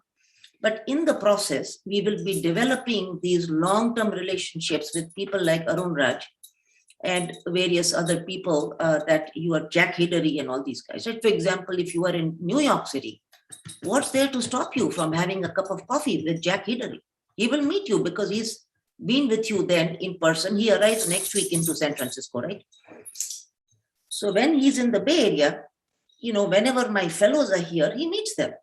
He's sitting and having a cup of coffee, goes for a lunch, goes for a dinner.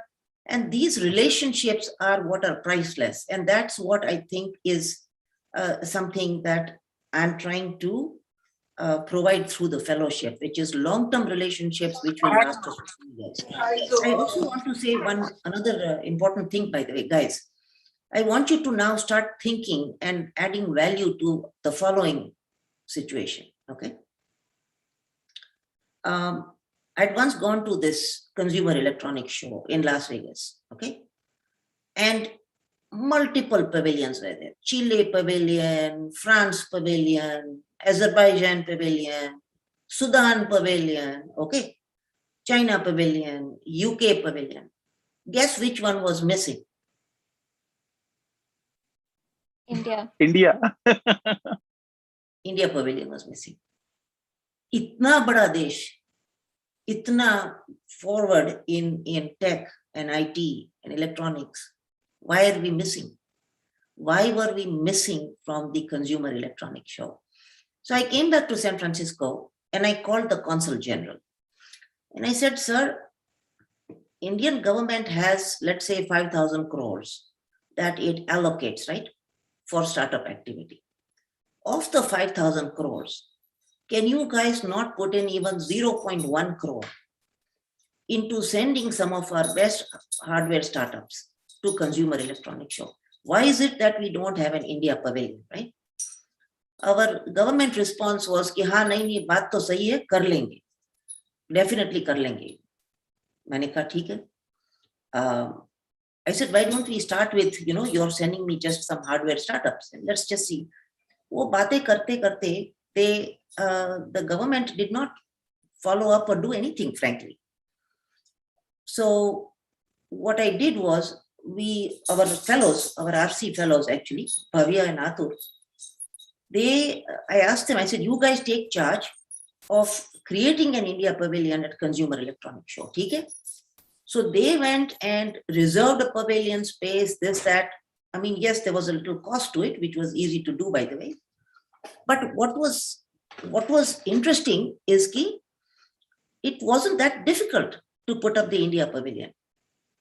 First few people, in fact, there was I remember one guy who had walked in, pretty much started crying, saying कि मैं इतने सालों से आ रहा हूँ Las Vegas. I had never seen an India Pavilion before. So what we did, remember, so this is what I want you guys to learn from these experiences, which is create your own thing. Don't wait for the Indian government. Okay? Whether it's in Bangalore, whether it's in Bombay, in your vicinity, outside, get hold of people and create that. But once the India Pavilion was up and running, between Bhavya and Atur, Vrushali, Chandni, various of our old fellows, we managed to get some of the best people to show up in Las Vegas. And the rest is history. They are now, connected to so many other resources. So for 2022 CES, I'm going to have, see if I can rope in some hours from Arun to get some of our fellows to be there at Consumer Electronics Show. But this is how we ought to be thinking, which is we are not going to wait for anybody, and do and just get things done with at whatever, and get other people to pitch in. Look, there are a lot of people out there who are fairly, high net worth. Okay, especially from our side of the world, who are here in the Bay. Get them to write a check. Bol do inko. Ki bhaiya, we need $5,000. Okay. Let's say we need $5,000 to go catch a flight from India or Pakistan. Let's say you catch a flight to Hong Kong, right? 3-4 ghante ki flight hai. From Hong Kong to Shenzhen is how many hours? I think it's 1 hour, 2 hour train, right? Go to Shenzhen. This is another massive, manufacturing hub that is right in our vicinity, which we have to go visit. And some of our fellows did that, by the way. Okay, there are a lot of our fellows who took that flight to Hong Kong. Aditya Shah, then, Aditya's friend, Chandni, what's his name? Aditya's friend, that other youngster. Yash Bansal.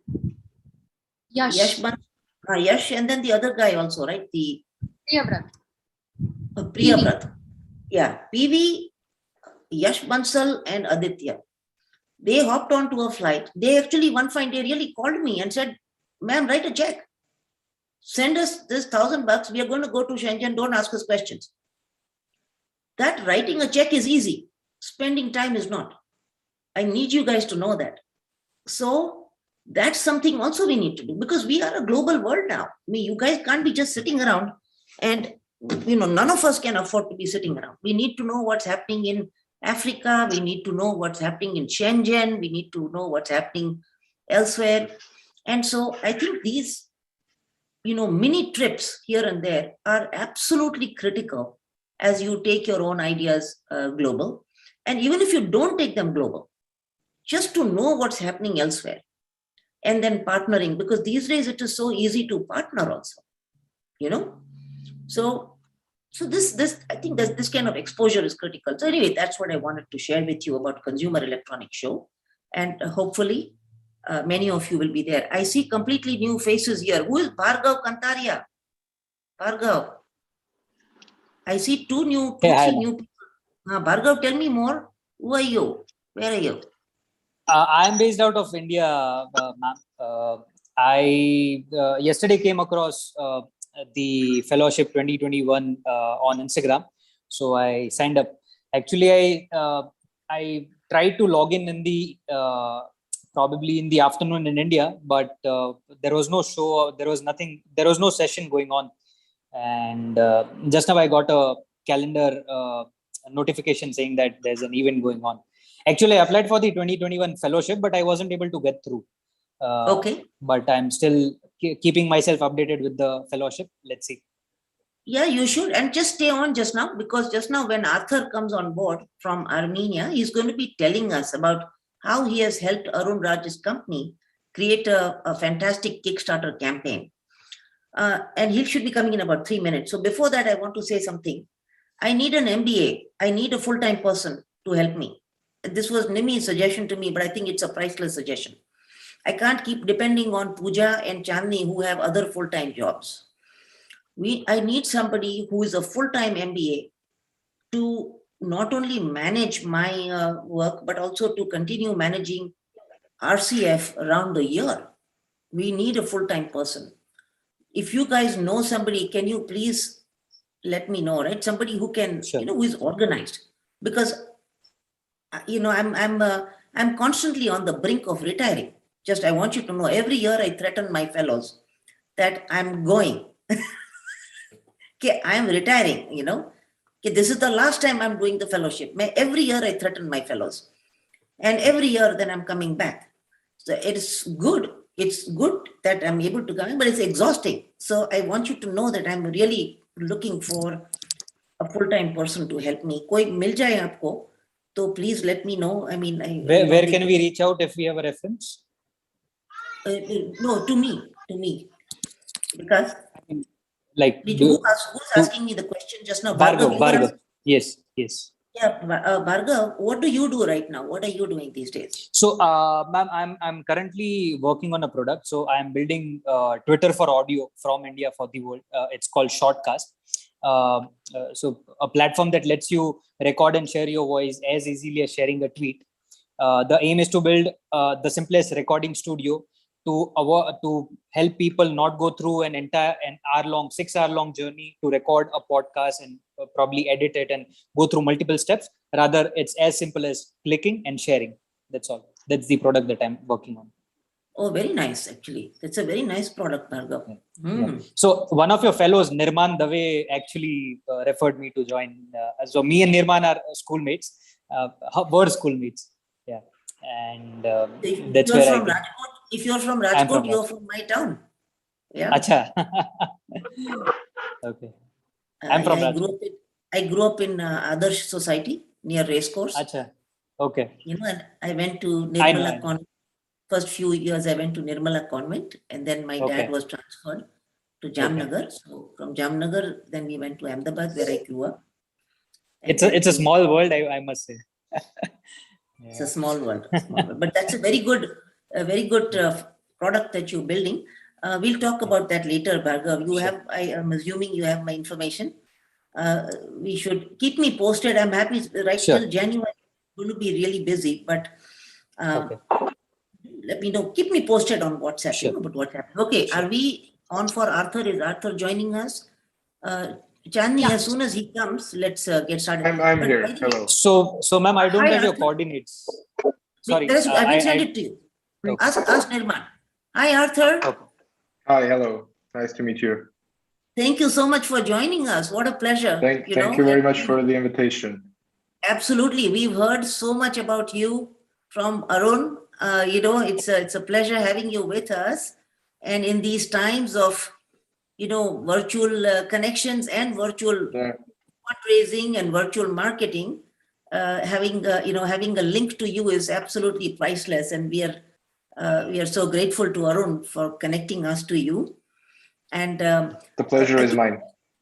Yeah, the best way to start, Arthur, might be for us to, briefly, our own fellowship is, we have about 30 fellows this year, and people are working on various things from product companies, hardware product to software, to medical devices, to, there are some NGOs also here. And, I think we would love to know, what is it that your group does, Arthur? How is it? I mean, how did you guys pick Arun and his company? I know that you have many applicants and that you guys pick and choose, the clients that you take. So tell us a little bit about what your criteria is and but start with what you do and how you guys have evolved, if you can please tell us about that. Okay, sounds good. So basically, first of all, let me introduce myself. I'm Arthur, and I'm head of business development at the Crowdfunding Formula, which used to be a crowdfunding campaign marketing and management agency. But right now, we have developed the biggest crowdfunding ecosystem. So the ecosystem is what is included in our ecosystem are different companies, platforms, tools, which are aimed at improving crowdfunding campaign performances and supporting campaigners and helping them to raise the maximum possible for their campaigns and having as successful as possible campaigns for their products. So the company is around for almost 5 years already. And it was founded by Narek Vartanyan. He's our CEO at the moment, acting CEO, and he himself has been in crowdfunding for around 8 years. He has done several crowdfunding campaigns of his own, and then afterwards, after gaining knowledge about the crowdfunding industry, he became a crowdfunding consultant. He has consulted more than 100 crowdfunding campaigns before launching the Crowdfunding Formula agency. So since then, like I said, we developed and became the biggest crowdfunding ecosystem to this point. And actually, our average raise per campaign is around $1.2 million. It was $1.4 million, but then it dropped a bit due to these recent changes which happened. I'm sure many of you are aware. This year was pretty tough for marketing agencies because Facebook did make a lot of changes in the way its advertisement works. So because of that, all of the industry players were affected, and for several months the performance was pretty hard to maintain. However, we did overcome that as well, because we also have like an in-house development team. We have right now around 15 developers in-house, which are always making new tools and automations which are aimed at supporting our activities and like increasing the efficiency. Can you tell us a little bit, Arthur, about what is it? What are those changes that Facebook made? I'm sorry, I'm personally not too aware of it. So if you can please tell us what it is. Of course, of course. So around spring this year, iOS, Apple actually, iOS, when it updated to iOS 14. So what it started to do is, before then, how it worked, it was you providing user data on a daily basis, live basis to Facebook. So whoever was using an Apple phone, and they were interacting with apps, they were opening some websites in the browser, Facebook was able to collect all the data and help its algorithms to provide better performing ads. So when iOS 14 came, Apple started, first of all, to provide the data once per week to Facebook. So there was a delay in the provided data. And also it started, whenever you open the app, any app on inside the iOS ecosystem, you receive a notification, the users receive a notification. This app wants to track your activities. I'm sorry? There was some echo in between. Yeah. Is it better now? Hello? Yeah, much better. Okay. So it was so iOS was telling you that this app is trying to track your activity in other apps. Do you agree or not? Oh, just hang on a second.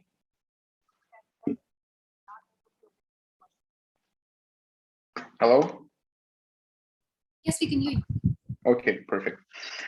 So yeah, Facebook was asking whether or not you will agree to allow this app to track your activities. And many, since like right now, a lot of people are worried about their privacy, many people started to opt out. So they weren't allowing Facebook to track their activities on other apps. And so with these changes, Facebook also had to adapt, and they changed a lot of things in their tracking methods, in their optimizations. And especially when you are working on a third-party platform, for example, Kickstarter or Indiegogo, they are not our platforms. They are third-party platforms. We're running campaigns on those. And it also changed the way third parties interact with other platforms, creating a lot of hustle. So the tracking was much more difficult to do. It was difficult before then as well, but now it became even more difficult. And it also changed the way it created audiences for your ad campaigns. So for example, if you had a list of buyers, potential buyers, and you uploaded that list to Facebook previously before the iOS 14 changes, you could upload a list of 20,000 people and tell Facebook, okay, I need a lookalike audience out of these 20,000 people. And Facebook will provide you a list of 2 million people, an audience of 2 million people, which have similar behavior and similar interest to the 20,000 people you provided. So after the changes, Facebook started to provide lookalike audiences from 20,000 to 80,000 instead of 2 million. So that also narrowed down all the performance of the ads. So it was a pretty tough year for marketing agencies, anybody who was in the marketing sphere, actually, even like in-house marketing teams of companies. But when you have the right team and you have the right knowledge, you are able to overcome these changes. And that's what we did. Arthur, is it back up now? Is it still 80,000? Yes. It still does provide 80,000. Maybe in some cases it does provide a bit more. It doesn't provide what it used to do. But however, we have adapted to the changes. We have made our own tools. We have made our own audience lists, etc., and which help us to run ads much more effectively and much with higher efficiency. So I want to ask you, is it only marketing agencies who have their own programmers that can quickly adapt to these changes of these large platforms, right? And their advertising algorithms? Is it only guys who have their own programmers who can move with agility? Actually, not all agencies have their own in-house development teams. So usually people outsource those developments. They outsource it to third-party development companies, etc. But it's always best when you do it in-house because you have it, like, for example, if you find a bug in the program you had developed, it can be fixed like pretty quickly. And compared to when if you have outsourced that to a third party. Absolutely. Mm-hmm. And it's pretty expensive for a marketing agency to hold an in-house development team as well. Absolutely, no. And now, in terms of, Arun was telling us that you guys are pretty selective about who you take on as clients, right? Mm-hmm. Mm-hmm. How do you go about picking your clients? So first of all, we have like several phases. First phase is our research team. We have an in-house research team, and the research team is all the time looking at the trends, trying to find new trends, emerging trends. Like, for example, there's new trend. At this point, we need to find products which are relevant to that trend. And the second part is the validation stage. So how we do the validation stage is we create a special way. For example, we found a product or someone reached out to us and they wanted to work with us. And we would like to make sure that this product, when it launches, it will be successful. It will not fail. So how we do this is we create a landing page about the product, and we start to run ads, targeted ads to bring traffic to the landing page. And what the landing page is about, it's a simple landing page about the product. When people arrive to that landing page, they see the product, they see how it works, what it does, what its like competitive advantages are, if it has competition, etc. And we tell them that this product is going to launch soon on Kickstarter or on Indiegogo, and we offer them to leave their email addresses to get updates about the campaign launch. So after people leave their email addresses on the first page, they are redirected to the second page where they see the price of the product. So we tell them on the second page that this product, when launched in the market, when it goes to retail, is going to cost, for example, $200. And if you pay a $5 reservation fee right now, you will reserve a 40% discount, for example, right? I'm just giving random numbers. Those can be different. You can reserve a 40% discount to yourself. So after analyzing all the behavior, like how many people clicked on the ads, the CTR, and then how many people after visiting the landing page, they left their email addresses. And then afterwards, how many people who left their email addresses, how many of them actually paid the reservation fees. We are able to understand, first of all, the market size, the market interest, and then the price, whether or not people will be willing to pay that much when launched on Kickstarter. So during the validation, we can test different prices, we can test different positionings, different audiences, and understand to some point with like 85-90% accuracy if this product when launched will be successful or not, and how big it can go. And we can even have an approximate estimation of the return on investment during the campaign as well. So Arthur, why would you not start a fund, a small venture fund of your own, right? Which, because you have this kind of knowledge, why would you not spin off projects or companies, right? If you right now, we are actually doing something like that. So it's called the Formula VC. Right now, it's being organized in Armenia, and at first it's going to work with Armenian startups because we are located in Armenia. And we also want to support Armenia with whatever we can, with all the learnings we have. But then it might go global as well. I would like to be part of that, Arthur. I'd like to be part of supporting the Armenian ecosystem and, the startup ecosystem also. And, offline we can get on a call, because for me, this would also be a very profitable experience also. It's not just, it's not just philanthropy. It's actually a profitable, thing. And I would love to be part of this. And then once I have better learning on this, right, then your team, myself, Arun, we can all then collaborate on taking it to other parts of the world, including India, Pakistan, some of the places in Africa, wherever we can get the help from founder people. We need founders. We will need the bandwidth of, smart human beings who want to uplift the region. So we can definitely do that. But let's talk offline. Are you going to be around next week? Can we talk next week? Sure, of course. Okay, so Arun, Arun, please go ahead and coordinate, okay, a call between yourself, me, and Arthur about setting up a small fund which quickly spins off a bunch. I'm sure Arthur already has one, but either we participate or how do we participate? Okay, Arun. So let's. Sure. Yeah. What do you think, Arun? It's a great idea. In fact, while I met you recently, I did speak. We had a conversation like this, and I did connect you with Arthur and Narek. Narek is the founder of TCF. So I did connect you over email. Let's take that forward, and let's see what else we can do. Yeah, that's a great idea. Yeah, Arun, you will have to help me with this because I'm a little bit stretched thin, but happy to be part of the funding of a few projects coming out from Armenia, and working with Arthur's team, and then taking it to some other parts of the world. But I think that would be fantastic, actually.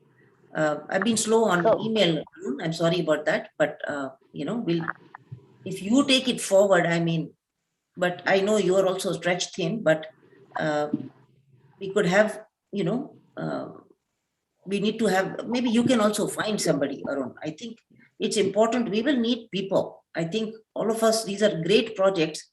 What happens is that we are bringing different things to the table. Okay, people like Arthur are bringing excellent experience. Their own experience has been priceless, right? Arun, yours has been priceless in your own Kickstarter campaigns. What I bring to the table is funding, but lack of time. And so I think these are all things we can, but it's still possible to surmount these challenges that we have.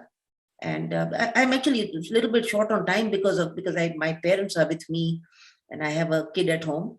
So it tends to be a little bit, I might tend to be a little bit distracted on a bunch of things right now. But, Arun, if you have somebody that we can. Talented people are there. Yeah.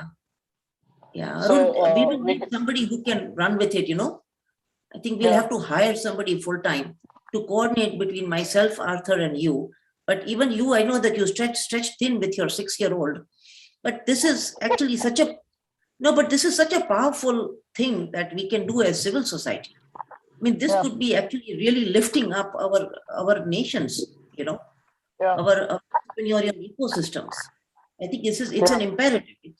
It's really imperative that we do this because many pockets of our home country are so poor, and if we can support a few things, that's we are doing something useful here.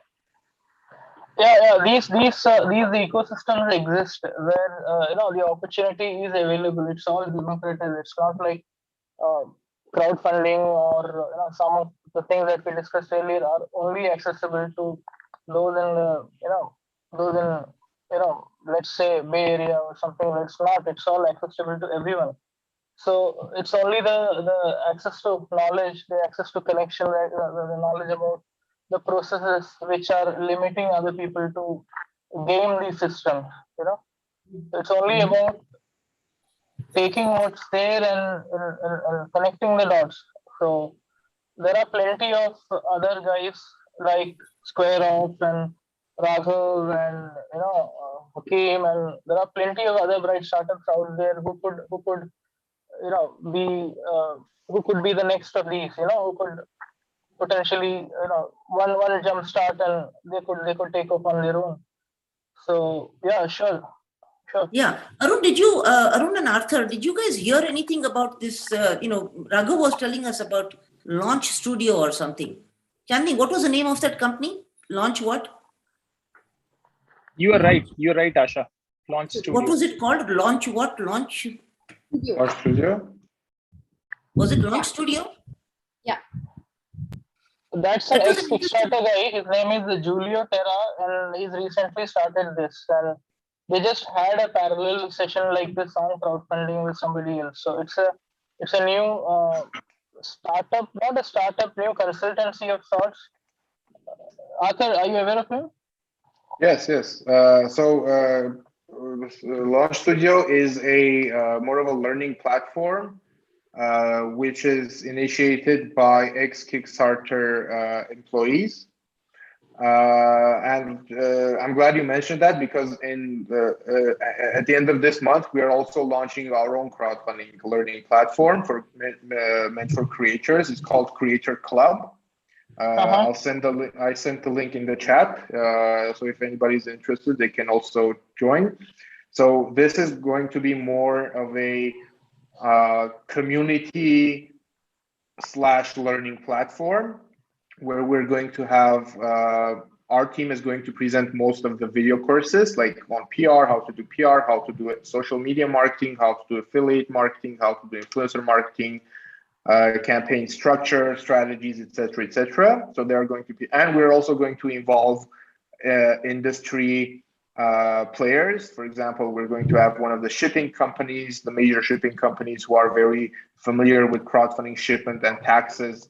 They're going to have their own courses, and other industry players as well.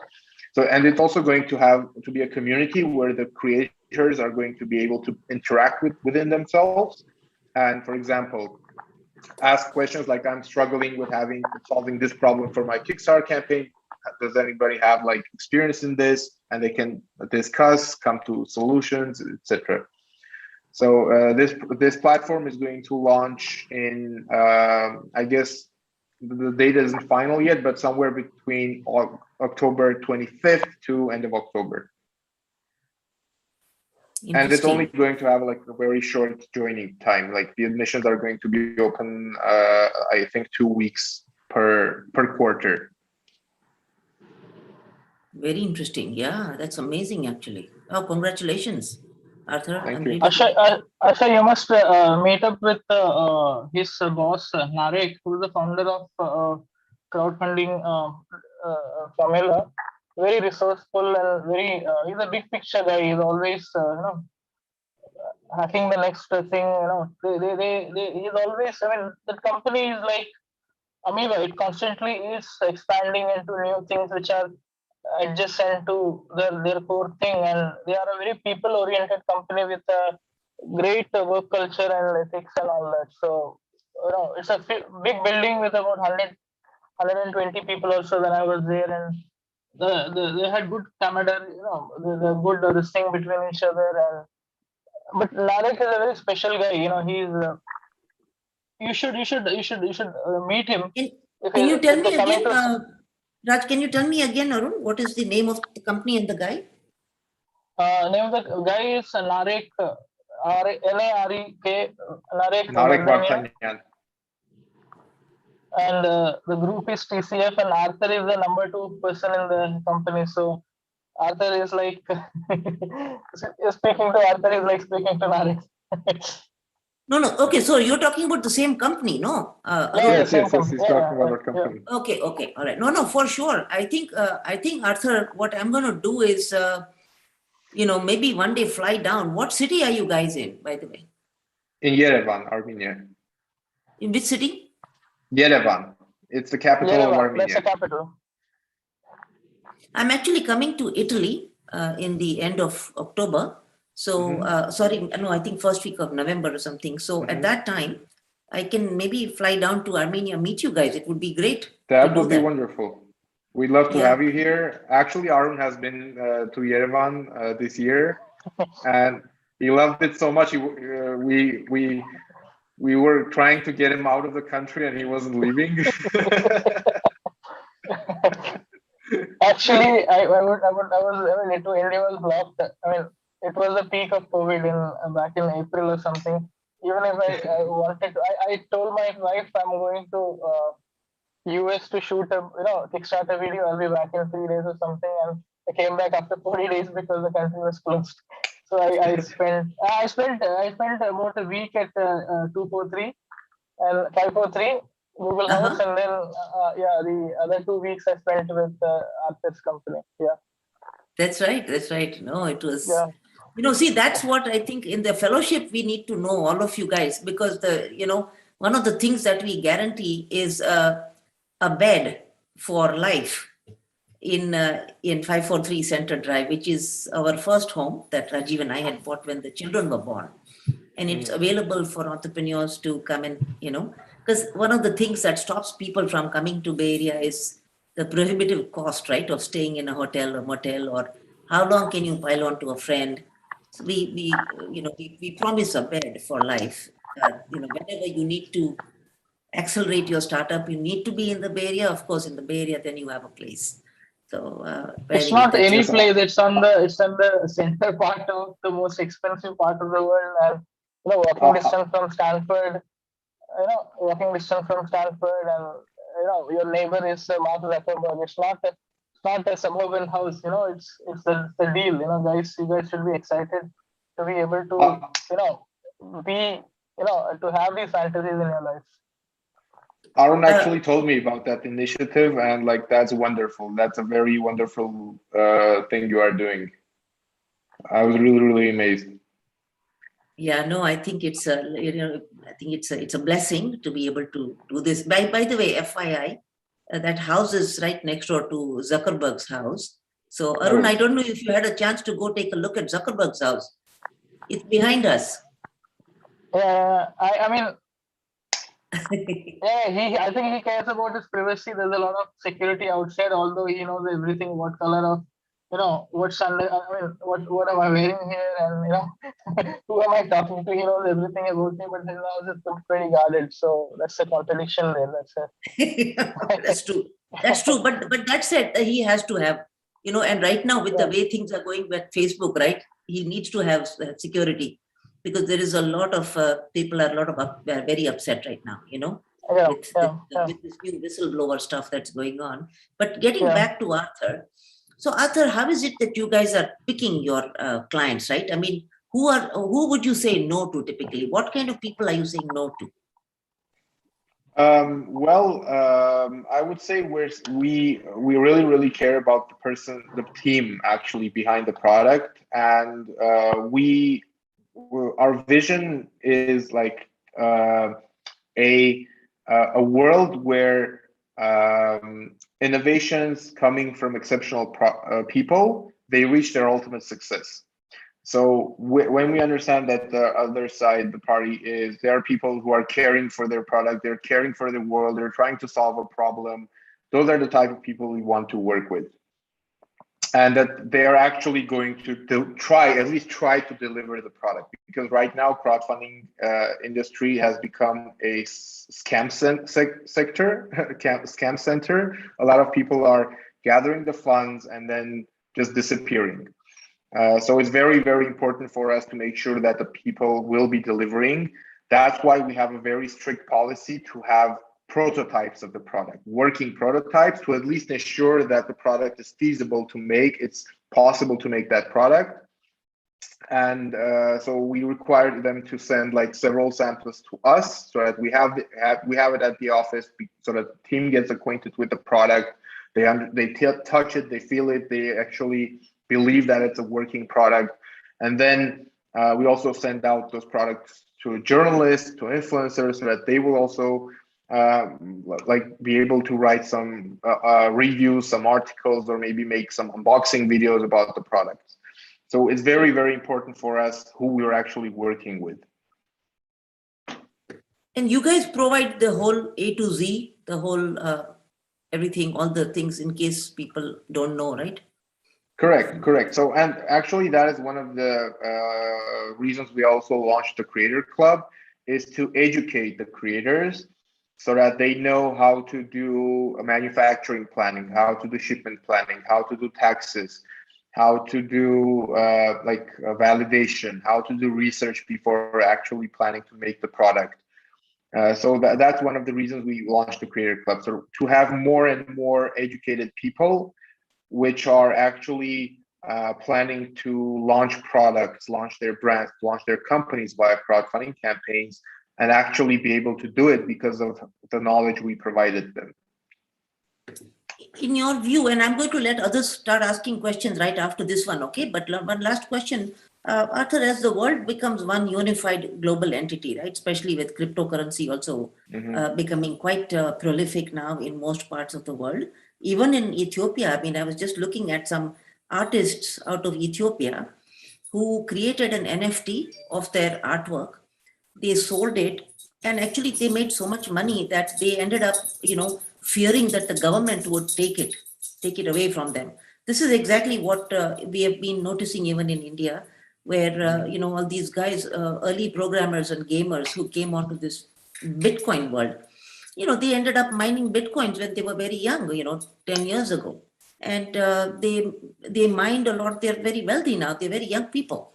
They were good programmers, good gamers, and they are sitting on so much crypto wealth now. And as I'm sure you know, Arthur, that a lot of these guys have been, at the forefront on buying NFTs. So when the Ethiopian artists created that NFT, and they sold it, they made a lot of money, but they had to run away from Ethiopia just to save themselves from the government, because the government can get very greedy, either greedy or can get threatened because it's losing control on those people. So the artist group had to literally run away from Ethiopia. But that said, do you think, Arthur, that as creators begin to understand, right, that they can create something, let's say you're sitting in Morocco, you create something, and somebody buys it from Michigan or buys it from France, right? Is it easy for them to then ship these things? And do you think it's getting easier to navigate those waters of taxes, insurance, and shipping? What do you think?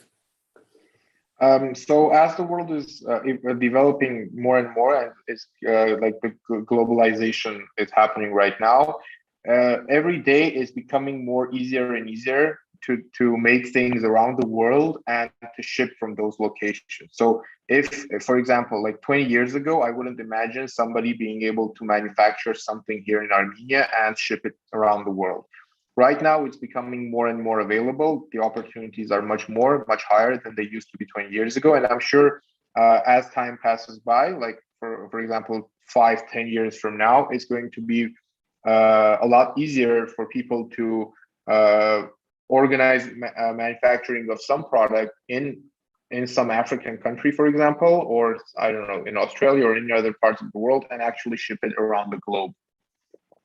Maybe it is still cheaper to have it manufactured in China, for example, and ship it from there, just because of the developed logistics in China, just because of the low cost of manufacturing.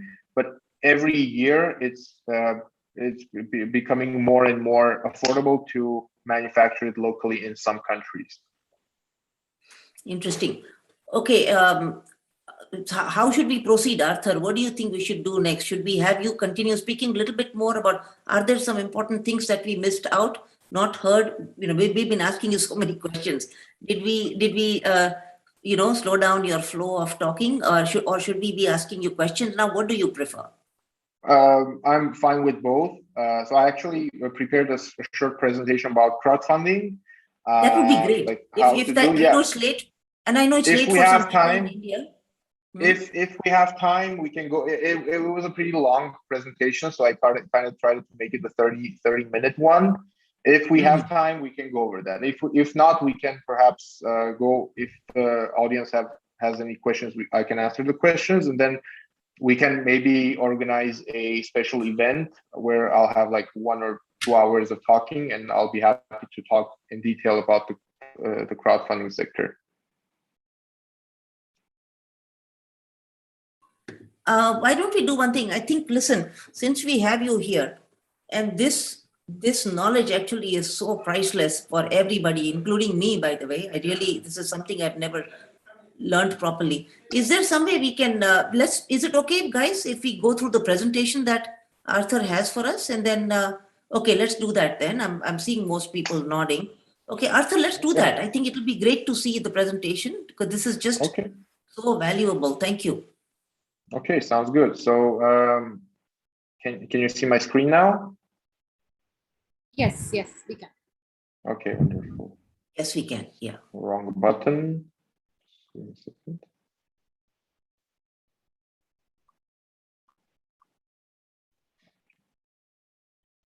Okay, so this was a pretty long presentation I had, so I had to cut out some slides to make it as short as possible. So first of all, this is our team. This was our team. Now it's a lot bigger. So the photo was taken last year. Right now, we're more than 120 people in the team. And this is the ecosystem we built right now. So what's in our ecosystem? In the middle, it's the crowdfunding formula, TCF, and all these other names you see are different platforms, companies, which are aimed at promoting crowdfunding campaigns and having them as successful as possible. For example, we have CrossProm, which is a tool for running cross promotions between crowdfunding campaigns. Millennium 5 is a specialized video agency which works on physical products. They make crowdfunding videos, they make promotional videos, photo shoots, etc. Visual content, anything related to visual content. Stephen Elon is a community of early adopters. Jungle Proof is our validation method, and right now it's being rebranded to prelaunch.com, which is going to be an open source validation platform where anybody can come, use a builder, make their website, and run a validation test before actually planning to launch a campaign. Then we have Tech I Want. Tech I Want is our backer community. We have a community of around 100,000 super backers. And we also have a YouTube channel where we do unboxing videos and product reveal videos. Viral Mango is our influencer marketing platform, which is aimed at working with nano influencers. Nano influencers are influencers which have like less than 10,000 followers, but those influencers have much more, let's say, a better conversion rates coming from their posts. So using this tool, people can organize a influencer marketing campaign with like hundreds of influencers at the same time. Then we have Perfection, which is a special tool aimed at automating the reward management of a crowdfunding campaign. And then we have the Sprint Fund, which is a fund aimed at providing additional funds to a crowdfunding campaign to spend on their marketing activities. So there are a lot of campaigns which launch on Kickstarter and they don't have enough funds to invest in their marketing, for example, advertisement activities. So the Sprint Fund can jump on board and provide up to $300,000, which is spent on the crowdfunding campaign. You spend it, raise more at the end of the day because you did a marketing campaign with those funds, and then you just return the funds back to the Sprint Fund, which is with a very small percentage on it. So some of the campaigns we raised, we managed are like in these slides. I don't want to go over them one by one. Here is actually Pico, our previous campaign. So what is crowdfunding? So crowdfunding is when a group of people gather around one idea and they provide the funds. So I'm sure many of you didn't know, but part of the construction of the Eiffel Tower, the foundation, this lower part of the Statue of Liberty, and the restoration of Sagrada Familia were all done with crowdfunding. So for example, the state didn't have enough funds to finish the construction of the foundation for the statue when it was being, when the Statue of Liberty was gifted to the United States. So they did a crowdfunding campaign where the population of the city gathered some funds and had it constructed. So there are actually 4 types of crowdfunding right now in the world, which are the most popular. It's reward-based crowdfunding, which is the one we are specialized on, which is Kickstarter, Indiegogo, and some local platforms. There are also local platforms in some countries. Equity crowdfunding, charity, cause crowdfunding, and real estate crowdfunding. So what is equity crowdfunding? Equity crowdfunding is when people pay the company for a share in the company. For example, a company wants to raise funds, they need investments. They offer some shares in return for investments. So perhaps they need $2 million in funding, but they don't want one investor to invest in it. They go open an equity crowdfunding campaign, and I don't know, maybe 1,000 people gather $2,000 each, and they end up giving the $2 million to the company, and everybody receives like, I don't know, 0.0 something shares. For running an equity crowdfunding campaign, you need to have a certain maturity level. I mean, you have to have steady income for the last several years. There are some legal restrictions. For example, not all platforms accept crowdfunding campaigns from certain countries, or they have to be like several types of legal entities. And you give away shares of the company, actually. Then there is the charity crowdfunding. This is mostly a community-based crowdfunding campaign, and this is not for profits. For example, the platform GoFundMe, where people, like a person can post a campaign that they need funds to cover their university costs, for example, or some person lost their house and they need funds to buy a house, or some bigger causes. For example, this village needs access to water. We need to gather $100,000 to provide them with fresh drinkable water. So these are mostly community based, and nobody makes a profit out of these. Then there is real estate crowdfunding. So how this works, this one is actually an emerging type of crowdfunding, and it's not that popular right now. So for example, there is a project of building a hotel. So somebody posts information about the project and they say, okay, we need to invest, for example, $1 million into this hotel or into this apartment building. And people gather their necessary amounts, they fund the campaign, and they receive a percentage of the revenue, which is generated after the apartment sales, for example, at the end of the construction, when the apartment building is done. So this also has like local and legal restrictions, location and legal restrictions. And this one is an emerging type of crowdfunding. Then there is the reward-based crowdfunding, which we are specialized in. So this is mostly for consumer products. It doesn't have to, but mostly like 80% of the successful crowdfunding campaigns in reward-based platforms are consumer products. And it actually become more of a tool for gathering pre-orders. Yeah, so basically the word itself, reward-based, is hinting toward that people in return of the funds they provide, the money they give you, they have to receive a reward. And 99% of the times, the reward is the product itself, because you tell people, hey, I've invented this product, I have like prototypes, it works, and I want to start manufacturing it. When this product goes to retail, it's going to cost, for example, $500. But if you pay me now $200 or $300, and you agree to wait for 6 months until I actually manufacture it, you will receive this product in return as the reward. So you kind of gather the pre-orders, people wait until you manufacture it and send it to the backers. Backers are the people who paid the money. So that's the term used for that. And the best stage to go into this reward-based crowdfunding is when you have like working prototypes of the product. So a lot of people actually, after hearing crowdfunding, they associate with like very cool innovations. I don't know, the Pebble Watch, the Oculus Rift, these all came out of crowdfunding campaigns. However, it's not necessary to have like a very strong, like, I don't know, technological innovation. For example, this product.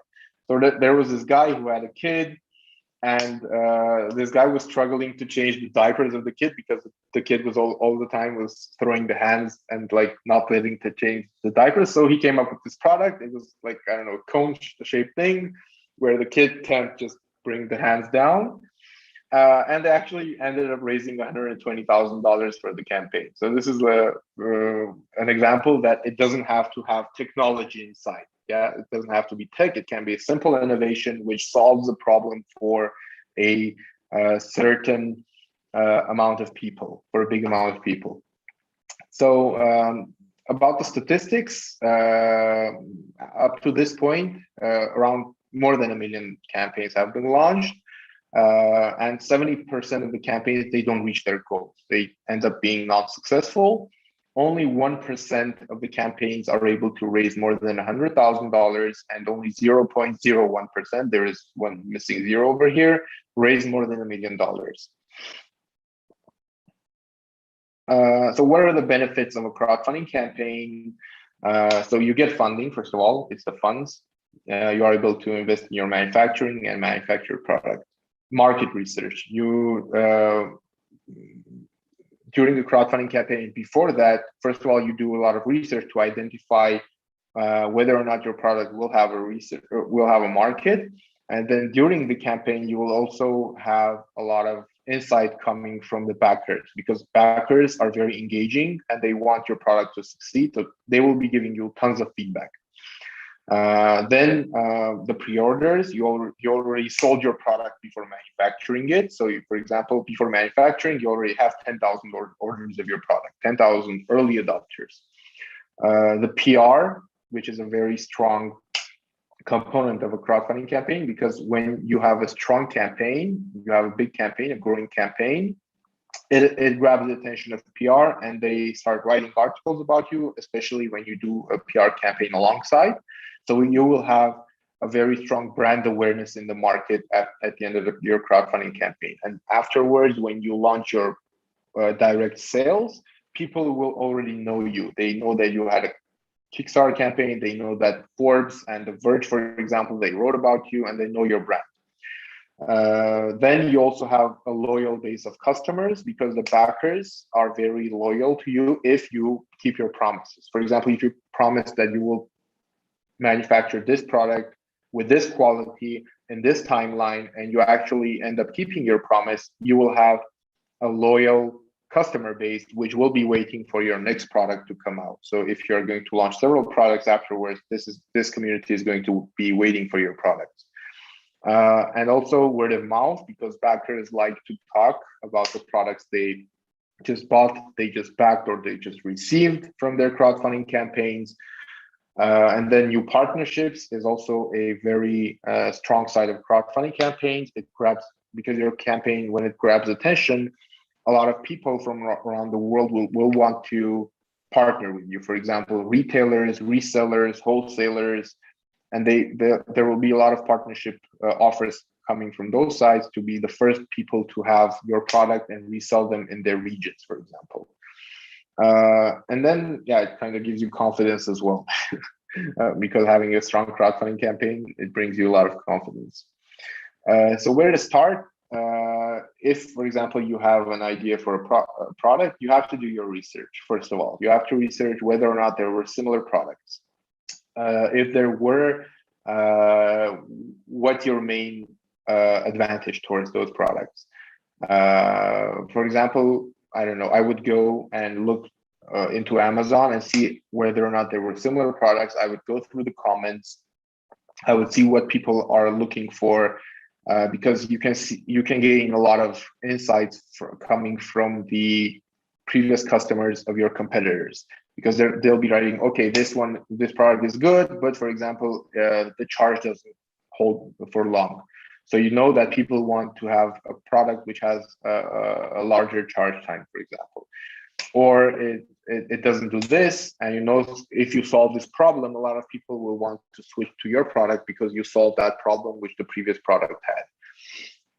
And also, there are a lot of research tools which you can use to understand how much sales those products are generating. So you will also have an understanding of the market size. So a crowdfunding campaign is divided into two phases. The first phase is called pre-launch. The second phase is called post-launch. So during the pre-launch, this is your preparation period when you did your validation, you did your research, and now you are preparing for your campaign launch. And the post-launch is actually the campaign launch. So 90% of your success is the preparation. We usually recommend to start 3 to 4 months in advance before launching your campaign. However, there have been cases where we launched a campaign in a month or 2 months, but like it's very, very important to launch a campaign with proper preparation because it's very, very crucial for the campaign success. So what are the main things you have to do during the campaign, during the preparation stage, the pre-launch? Is first of all gathering subscribers, gathering people who are interested in your launch. Just like I mentioned, we do the validation test. It's similar to that, just scaling it a bit more to gather more and more people's email addresses who actually are interested in your product launch. Why you do this? Because you need to have a very strong first day of the campaign. The first day of the campaign is very crucial, and the better it goes, the better the rest of the campaign will go. Second, we always recommend to have a very good organized PR database and influencer database. So during the preparation stage, you would go and understand who your target audience is following, whose articles they're reading, which influencers they're following, and I would gather all that information, like the contact information of those influencers, of the journalists, like their names, addresses, phone numbers, how to reach out to them, etc. So that when the campaign goes live, you will be able to reach out to those people and have them write articles about your campaign, or maybe send out a sample of the product to them to have a review done, or maybe an unboxing video, etc. And then another important part of the campaign is to create very high quality visuals, including photos and videos, which will be the main selling things of your selling components of your crowdfunding campaign, because you are actually competing with the world, like around 160 campaigns to 200 campaigns launch per day. The competition is huge and you need to stand out. And that's why you need very good quality visuals to stand out from the competition. Collecting, like a lot of people ask me, like how many subscribers I need to gather for a crowdfunding campaign, and it depends on the product price actually. So the less the product price, the less email subscribers you need to gather. Why? Because when the product prices are low, emotional purchases take place a lot more often during the campaign. So if you spend that money during the campaign instead of the lead generation phase, you will have a lot more emotional purchases. When a person comes to a Kickstarter page, they see it, okay, I like it, I just back it. But if it's a high ticket price, for example, a $2,000 e-bike, you have to gather a strong community. And before launching the campaign, and even during the campaign, you have to start educating those audiences as to why this product is worth $2,000 and why they need to buy it during the crowdfunding campaign and pay $2,000 and wait for, I don't know, 6 months until they receive it.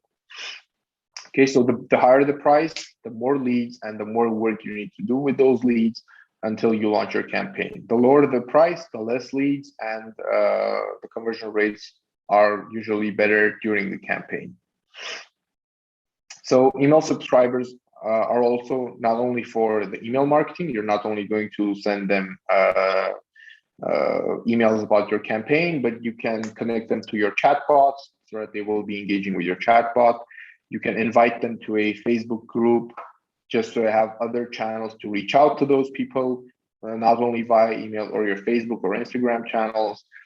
And also, this is a very important thing, you can use those lists to create custom audiences from your subscribers and advertise directly to them, and also create lookalike audiences from them. And then there is another bonus tip. This is a small trick we do. We send out when the launch day, we know, for example, it's going to launch on the 5th of this month. We will just send out calendar invitations to them with a link to the campaign page, so that they will so that will have the maximum ways possible of notifying them about our campaign. First of all, they receive an email, then they receive a they see a Facebook post, and then perhaps a Google ad or a Facebook ad, and then they also receive a calendar notification on their mobile or on their desktop that this campaign has launched, and here is the link, you can go and back it. Yeah, so I think we talked about the collecting the PR and influencer database. And then another very important thing about launching a campaign is a goal you need to set for the crowdfunding campaign. So typically, a lot of people think that if they need $2 million, they have to set a $2 million goal. This is totally incorrect. Why? Because for your campaign to be successful, you have to be funded within the first several hours of the campaign. Because afterwards, your campaign, it's like a snowball effect. It starts to gain traction, and it starts to become bigger once it's fully funded. The conversion rates become higher, and it grabs a lot more attention in terms of PR, in terms of backers, in terms of influencers, etc. So how you should do your calculations of setting out the goal is you have to look at your preparation stage. You have to look, okay, I have 10,000 leads. My average product price is this much. I have this much open rate from the leads. I have this much click rate from the leads. And I'm expecting to have, for example, a 3% conversion rate. Okay, so 3% conversion rate during the first day, that means 300 backers. Okay, 300 backers times my product price, that's, I don't know, for example, $10,000. Okay, then I'm setting a $10,000 goal, which I will be able to reach during the first day of the campaign, taking into account some other channels we're going to do during the first day as well. So that's how you set your goal. But the goal shouldn't be like a too small goal, which will make backers think that this is a scam. For example, if you want to manufacture an e-bike, and you set your goal $10,000, and the e-bike is worth $2,000, that means if you sell five units, you reach your goal? No, of course not. So you have to take those things into consideration as well. So once you're ready, you set the goal, you did your lead generation, you have your database of journalists, you have warmed up your leads, etc. You launch your campaign. And during your campaign, you have to diversify your source of traffic. So mostly 80% of the campaigns, they rely on advertising and the lead generation that they did. But that's not how it works. If you want to have a strong campaign, you have to use as many diverse methods of bringing traffic to your campaign throughout the whole duration of the campaign as possible. For example, there are backer communities where you pay those backer community newsletter services, and they send out newsletters to their community. For example, there is a website called Product Hunt. You can do a promotion over there, and if you end up being on the first 5 spots of that day's voting, each day Product Hunt has a voting going on. If you end up being in the top 5, the next day Product Hunt sends out a newsletter to 300,000 early adopters, and your information about your campaign will be in the newsletter. So this is a great source of generating sales. Then during the whole duration of the campaign, you still have to keep on doing your email marketing, like at least once a week or twice a week, send out updates to the people who didn't back your campaign already. Send them more information, more and more, educate them about why your product is a cool product, why they need to buy it, etc., and squeeze the last drop out of the email list you had. Social media marketing is a very strong tool, and if done properly, you can gain like thousands and thousands of organic traffic coming in from those channels. So, for example, if you do contests, challenges, giveaways, educational posts, those are very, very effective. And then PR is also one of the strongest parts of a crowdfunding campaign, and it has 2 actual benefits. The first benefit is the traffic, which it generates, because, for example, if The Verge writes about you, a lot of people are going to see the article, they're going to click, come to your campaign page, and possibly convert. The second most important thing which PR does is it increases your trustworthiness towards your campaign. Because if I'm a backer and I see that Forbes has written a positive article about this campaign, I would say, okay, this sounds legit, then I might back it because Forbes wrote about it. They wrote that this is a good product. Okay, makes sense. Then I will back it. I will not skip it. I don't want to lose the opportunity of getting this product for half the price. Then the main source of traffic is advertising. Mostly it's Facebook and Google advertising. Of course, some products, they do need like some more laser targeting, and you might go to some other platforms, for example, Twitter or I don't know, TikTok or LinkedIn. But mostly like 90% of the time it's Facebook and Google ads. Influencer marketing, same, it's similar to PR.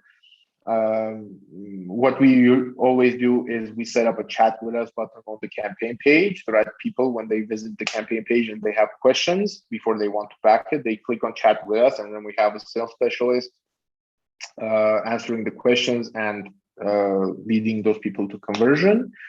And then upsells are also very a very good revenue stream during the campaign. So if you have some add-ons, you have some additions to your product, you can use that. You can use those, offer those to the backers, current backers. You can tell them, hey, if you want to, you can, I don't know, purchase the second unit for only half the price. Yeah. And this will generate additional revenue. And then affiliate marketing. Affiliate marketing is also very, very strong, where you offer people a percentage of the sales they are generating. There are special tools actually made for crowdfunding campaigns, which automate the whole process. You just give them a link. They use that link however they want to promote it. Maybe they want to send a link to their friends, or they have a newsletter, or they have, I don't know, a big Facebook page or something. So you just give them their links, they promote it. The tracking is done automatically, and then at the end of the campaign, you just pay them accordingly to what they brought in. So, for example, you pay them 10% commission on each sale they bring into your campaign. So for social media, like I said, you have to do informative posts. Try to have viral posts by making like educative and interactive posts.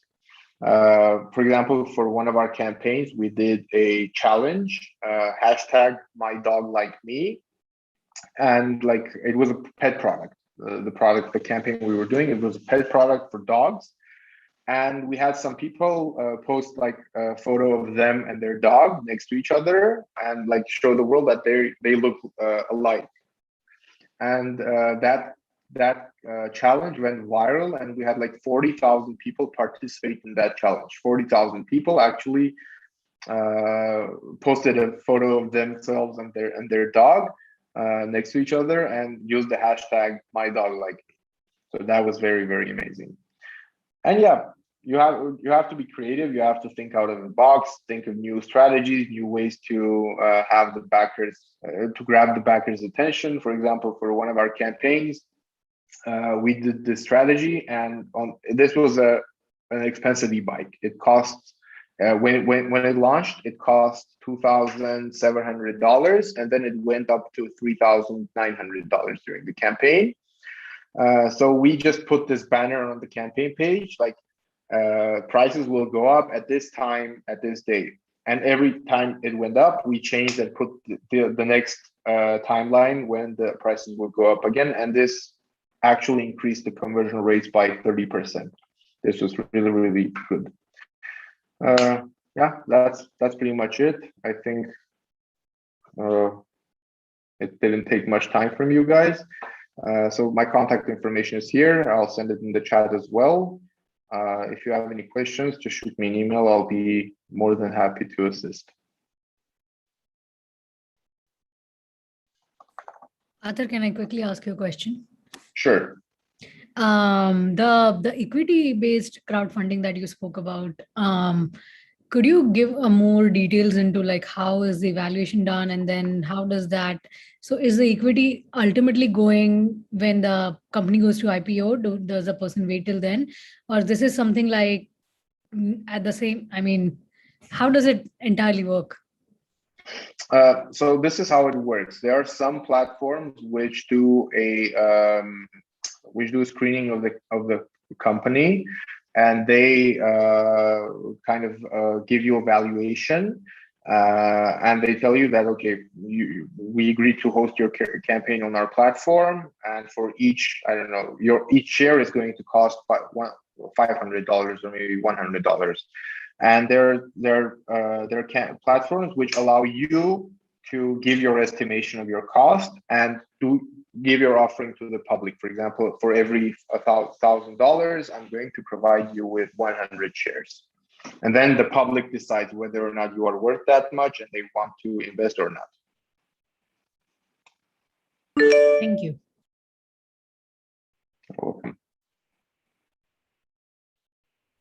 You're welcome. Hello. Hello, Arthur. You can choose not to answer because this might be highly specific. But since you talked a little bit about creating a lookalike audience and the numbers that with 20,000 entries, you can get an audience of, you could get an audience of 2 million. My question is regarding specifically for that. How effective do you think it is if we even go ahead with that sort of a custom audience with even as low number as 500 or maybe just 1,000 and attach a separate audience with tags as well and with age constraints as well, but do keep that one in the combined with the tags audience as well. Is it really effective, or should we just keep that one separate and the tags one separate? It depends on your strategy. It depends on what you are trying to achieve. We usually do both. We do that and that. We do when we run ads for a campaign, we don't just create 10 or 20 ads. We create hundreds of ads, hundreds of ad sets, and tens of dozens of campaigns. And we start testing out with small budgets. For example, each ad has $1 budget or maybe $2 budget, and then we see how each of the ads are converting, and we start to optimize those. For example, we see that these ones are working better. We start to increase those budgets shortly and decrease the ones which are not converting at all.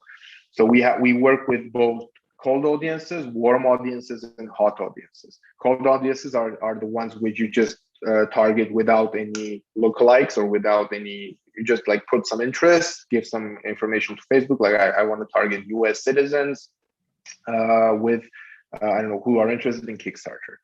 Those are cold audiences. Warm audiences are the ones which are created from lookalike audiences. For example, you have previous customers, 10,000 people who backed your campaign. You upload that list to Kickstarter, to Facebook, and you create a lookalike audience and use specific targeting options to narrow it down, the lookalike audience itself. So those are warm audiences. And then you have the hot audiences, which are your retargeting. For example, people once visited your campaign page, they didn't convert, you start remarketing them to generate more sales. Thank you.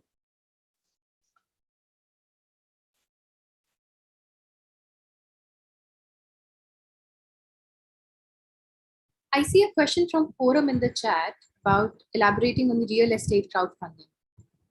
I didn't actually do that much of research on the real estate crowdfunding because it's pretty new and it's totally out of our sphere. We're mostly working on consumer products. The next thing we might look into is equity crowdfunding, but still we're not that much planning to do so. So real estate crowdfunding is it's also mostly done within communities, within people who know each other and trust each other. And to give an example, again with the apartment building, one can post a project about an apartment building. They are planning to make an apartment building with 20 apartments, and they are planning to construct it, make it, and sell the apartments. And at the end of the day, generate profit. So that making such an apartment might cost, for example, $2 million. And they need investors to invest into that real estate and construct the building, sell the apartments, and generate profit.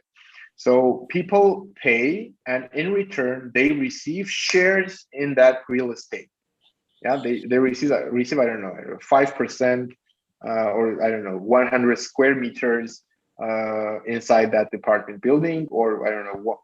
One building belongs to them, and then when the project is done, it's constructed, and the sales are done. All the apartment buildings are sold. They just receive their profit at the end of the project. It's a one-time project, I would say. Hey, Arthur, I have a question for you. Tell me something. If you guys, I mean, if you wanted to, couldn't you become a Cambridge Analytica of retail, right? And put a lot of businesses out of lot of businesses out of out of shape, right? I mean, you guys could. I mean, given that you are there's so much that you can do predictably now, and if you added serious AI, and I'm sure you already have AI in this whole thing. But if there was some serious AI and machine learning,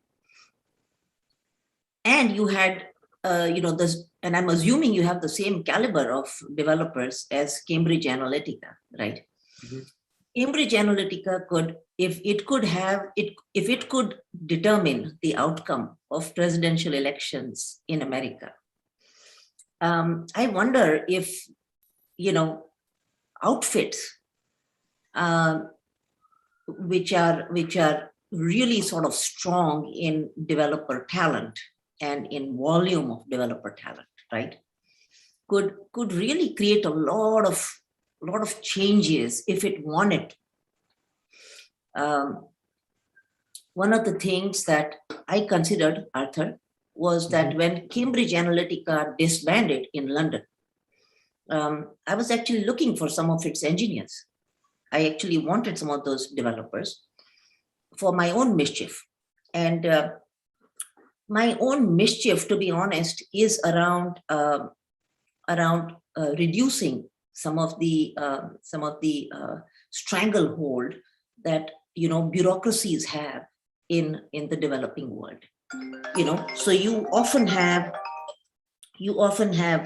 bureaucracies that are, I mean, it's not just about corruption anymore, but you have bureaucracies, you see, because we are emerging from a colonial world, Arthur, a lot of us who are ex-colonies of the British or the French Empire or the Dutch Empire, as in South Africa, a lot of these countries are arising in a place where, as soon as the colonizing, empire left, a lot of these countries were taken over by bureaucracies or militaries or, people who have inordinate amount of power now over citizens. And that, I think, is not good for entrepreneurship or for development or for, addressing poverty. And as you know, I mean, in all these countries, you have, wildly rich and wealthy politicians or generals or bureaucrats who have, billions sitting in London and Paris and, things like that, or in offshore accounts, right? While the people are really, really suffering.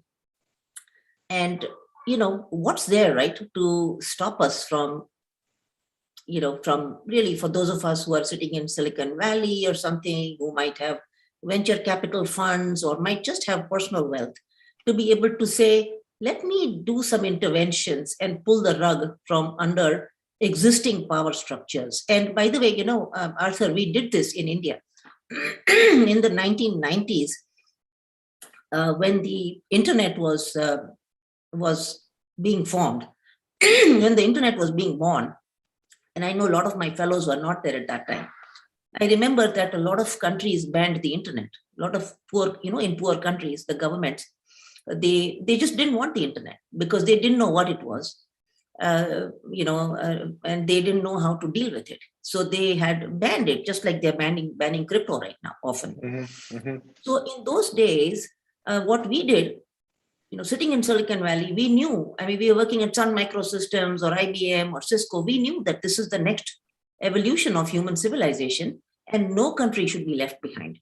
And I remember that we all had gone to New Delhi, we knocked on a few doors, we talked to the bureaucrats, the politicians, we did whatever we had to say, let's remove these regulations, let's remove the fear of the unknown and let Indian citizens, be part of this new civilizational change, right? It took us almost 10, 15 years of, working nonstop. And finally, some of the, we worked with SEBI and ICICI Bank, Reserve Bank of India and things like that. We managed to get some regulations changed, but it's still very slow. Sometimes I'm tempted to say, okay, you know what? Let me hire some people from Cambridge Analytica and create a whole crypto platform where, programmers and developers from the developing world can actually make their own income and then they're free, right? If they have some livelihood, then they are free. They can leave the country, they can be based in Singapore, they can be based in Nepal, they can be based in Dubai, and yet they are not in the stranglehold of old colonial bureaucratic structures, right? So there, Arthur, I'm beginning to see that if you guys were really scaling up with superb worldwide talent, you could actually be providing almost livelihood support to the top entrepreneurs in countries. I know you're doing it for Armenia, but you could be scaling this, right? I really think that sometimes we don't understand the power of groups like yours or, of course, Cambridge Analytica was different. It was doing much more. It was, it was also involved in politics, of nations. And it did manage to get Trump elected because at that time, nobody knew that Facebook ads were this powerful, right? And in that ignorance, Donald Trump's marketing team happened to hire Cambridge Analytica. They used Facebook ads. And next thing you know, is Donald Trump became the president of America. So, I think this could also be an instrument of positive change, where entrepreneurs who cannot get things done in their own countries, especially in the old colonial countries, those who have to go, please go, guys who are sleepy, please leave. They could do that, Arthur. And I'm wondering how do you see that? How do you view that, right? Yeah, so right now, we have taken a mission on ourselves to create an ecosystem where innovations thrive. So that's the way we are supporting the entrepreneurs right now, right?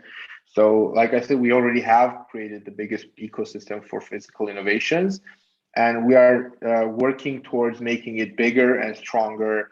And right now we started, for example, with the VC in Armenia, but it's going to expand.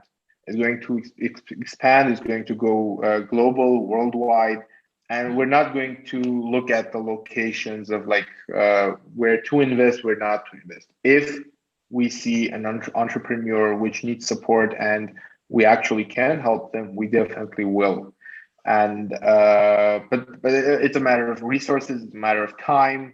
But that's like how we see the world. That's where we're aiming to reach in some time. Do you foresee yourselves saying, let's say that somebody like Arun Raj, right? Do you foresee yourself saying, you know what? I know that XYZ project on a Kickstarter or something is going to work beautifully. People are going to be able to raise $2 or $3 million. Right now, we cannot find that entrepreneur. But hey, guess what? I know that Arun Raj, or I know that gentleman in Armenia who we know has the experience and the entrepreneurial vision to pull it off, right? Would you then pick up the phone, call them and say, hey, can you run with this? Would you do that, Arthur? Of course we will. And do you have like a Rolodex of that kind of entrepreneurs that you have ready to ship? I mean, so to speak, right? So yes, like I said, we have like our research department, which is doing the research to identify trends, identify products which can solve problems, etc. And whenever we have such things, we know we know our clients, we know our partners, we know who we work with, who is capable of doing what. For example, we have a manufacturer who is manufacturing electronics, right, for gadgets or power banks, etc. And we know that people are looking for example, power stations, big power stations which can light up the whole house. So we go to that partner of ours. We tell them, can you make a product like this, which will have this and features, and the price will be around this price range. And then they do their research, they do their R&D, and get back to us. Yeah, we can, or no, we can't. If they can, perfect, we can do it. And then we help them to launch their Kickstarter campaigns. That's actually incredible. I mean, that's just incredible, right? I mean, I'm thinking in villages, right, where people don't have electricity, and there is no way that they're going to have an electric grid getting to that village, right? Just imagine having that device that can be gifted. In fact, I think next step could also be, Arthur, that you guys are then partnering with a government, which there could be because see, let's say you partnered with somebody like me, and I might be able to donate, let's say 1,000 power stations for, let's say 1,000 little, huts in a village, let's say, right? I could do 1,000. But if we could rope in a government entity, they might be able to do literally millions of them, right? And so next thing you know is that without building an expensive, grid infrastructure, that villagers might actually have 2 to 3 hours of light, of electricity for those few hours, right? I mean, that's huge, actually. And Arthur, I would love to do this with, from our foundation, because it's a non-profit. And I would just love to see if you can suggest to me also, if you can tell me that, look, Asha, here is something where if you are interested, we have the ingredients, we have the entrepreneur, we have the infrastructure to pull this off. We have some funds, but we need more funds. And we show a pilot, Arthur, and then we approach a government. And Shuja or somebody like a Shuja can do this in Pakistan. Shuja, when I was in Karachi, I remember going to certain parts of Sindh, and there was absolutely no electric connection, like we have in many parts of India too, And so I'm just thinking that, as our governments provide the health infrastructure so that we don't have these massive, for example, COVID disasters that happened in India right now or Pakistan, we could be providing this kind of stuff, Arthur. And if you let me know that, Asha, here is a possibility, we could do some pilots, Arthur, and I know that it's bandwidth for you guys, but I mean, I'm happy to really be involved in this and take the load off of you guys, in getting this up and running, because I've realized that when we can show a pilot, a lot of governments cannot say no to us, and they are sitting on billions of dollars of taxpayer money. So it's easy then for us to get that money released if we can show a successful pilot. So if I would, so Arthur, please, just anytime you feel that something is really worthwhile and up and running, please let me and, Arun know, and we can take it from there. We can run with it, Yeah, sounds good. We'll do. Now, what is the time there, by the way, Arthur? What's the time in Armenia right now? It's 11:20 p.m. Oh my God, we've just soaked up so much of your time. I think we should It's let okay. you go. It's my pleasure. Are you sure, Arthur? Okay, any other last question? Otherwise, I'm going to let Arthur go because it's late for you guys and for Arthur. Any questions here that you have for Arthur? All good? Okay. All right. Okay. Arthur, we cannot thank you for what you have provided us today. I think this has been wildly energizing for me also. I mean, I'm sure my kids are, totally gung-ho about this, but this is something we are going to bug you about this going forward. And I'm actually thinking in November, since I'm coming to Italy, I will reach out to you and I'll come and meet you and the team and see if I can get, Arun to join us also. But That thank would you be so much. wonderful. Thank you so much for your time. This was so generous on your part to give us, this much time. And everybody, when I'll see you guys, when is it? Lakshmi, Chandni, when is the next one? When is our next meeting? Tomorrow? Tomorrow. Yes, tomorrow 9 p.m. Okay, send us all the list of speakers and everything, okay, on WhatsApp. And Arthur, thank you, and we'll talk to you soon. Good night. Thank you too. Thank you too. It was a pleasure. Thanks, Arthur. Thank you. Thank you so much. Have a good Arun, thank day. you so much. This was so valuable. It's a Really pleasure, ma'am. appreciate. Yeah. Thank you. Thank you. Yeah. Thanks, Appreciate. Arun. Good night, Thank you, Arun. everyone. Good night, all of you. I'll bail out. Yes. Yeah. Thanks. Yes. Bye bye. 1999. Bye-bye. 99. Good night. Good night. Bye bye. Bye-bye.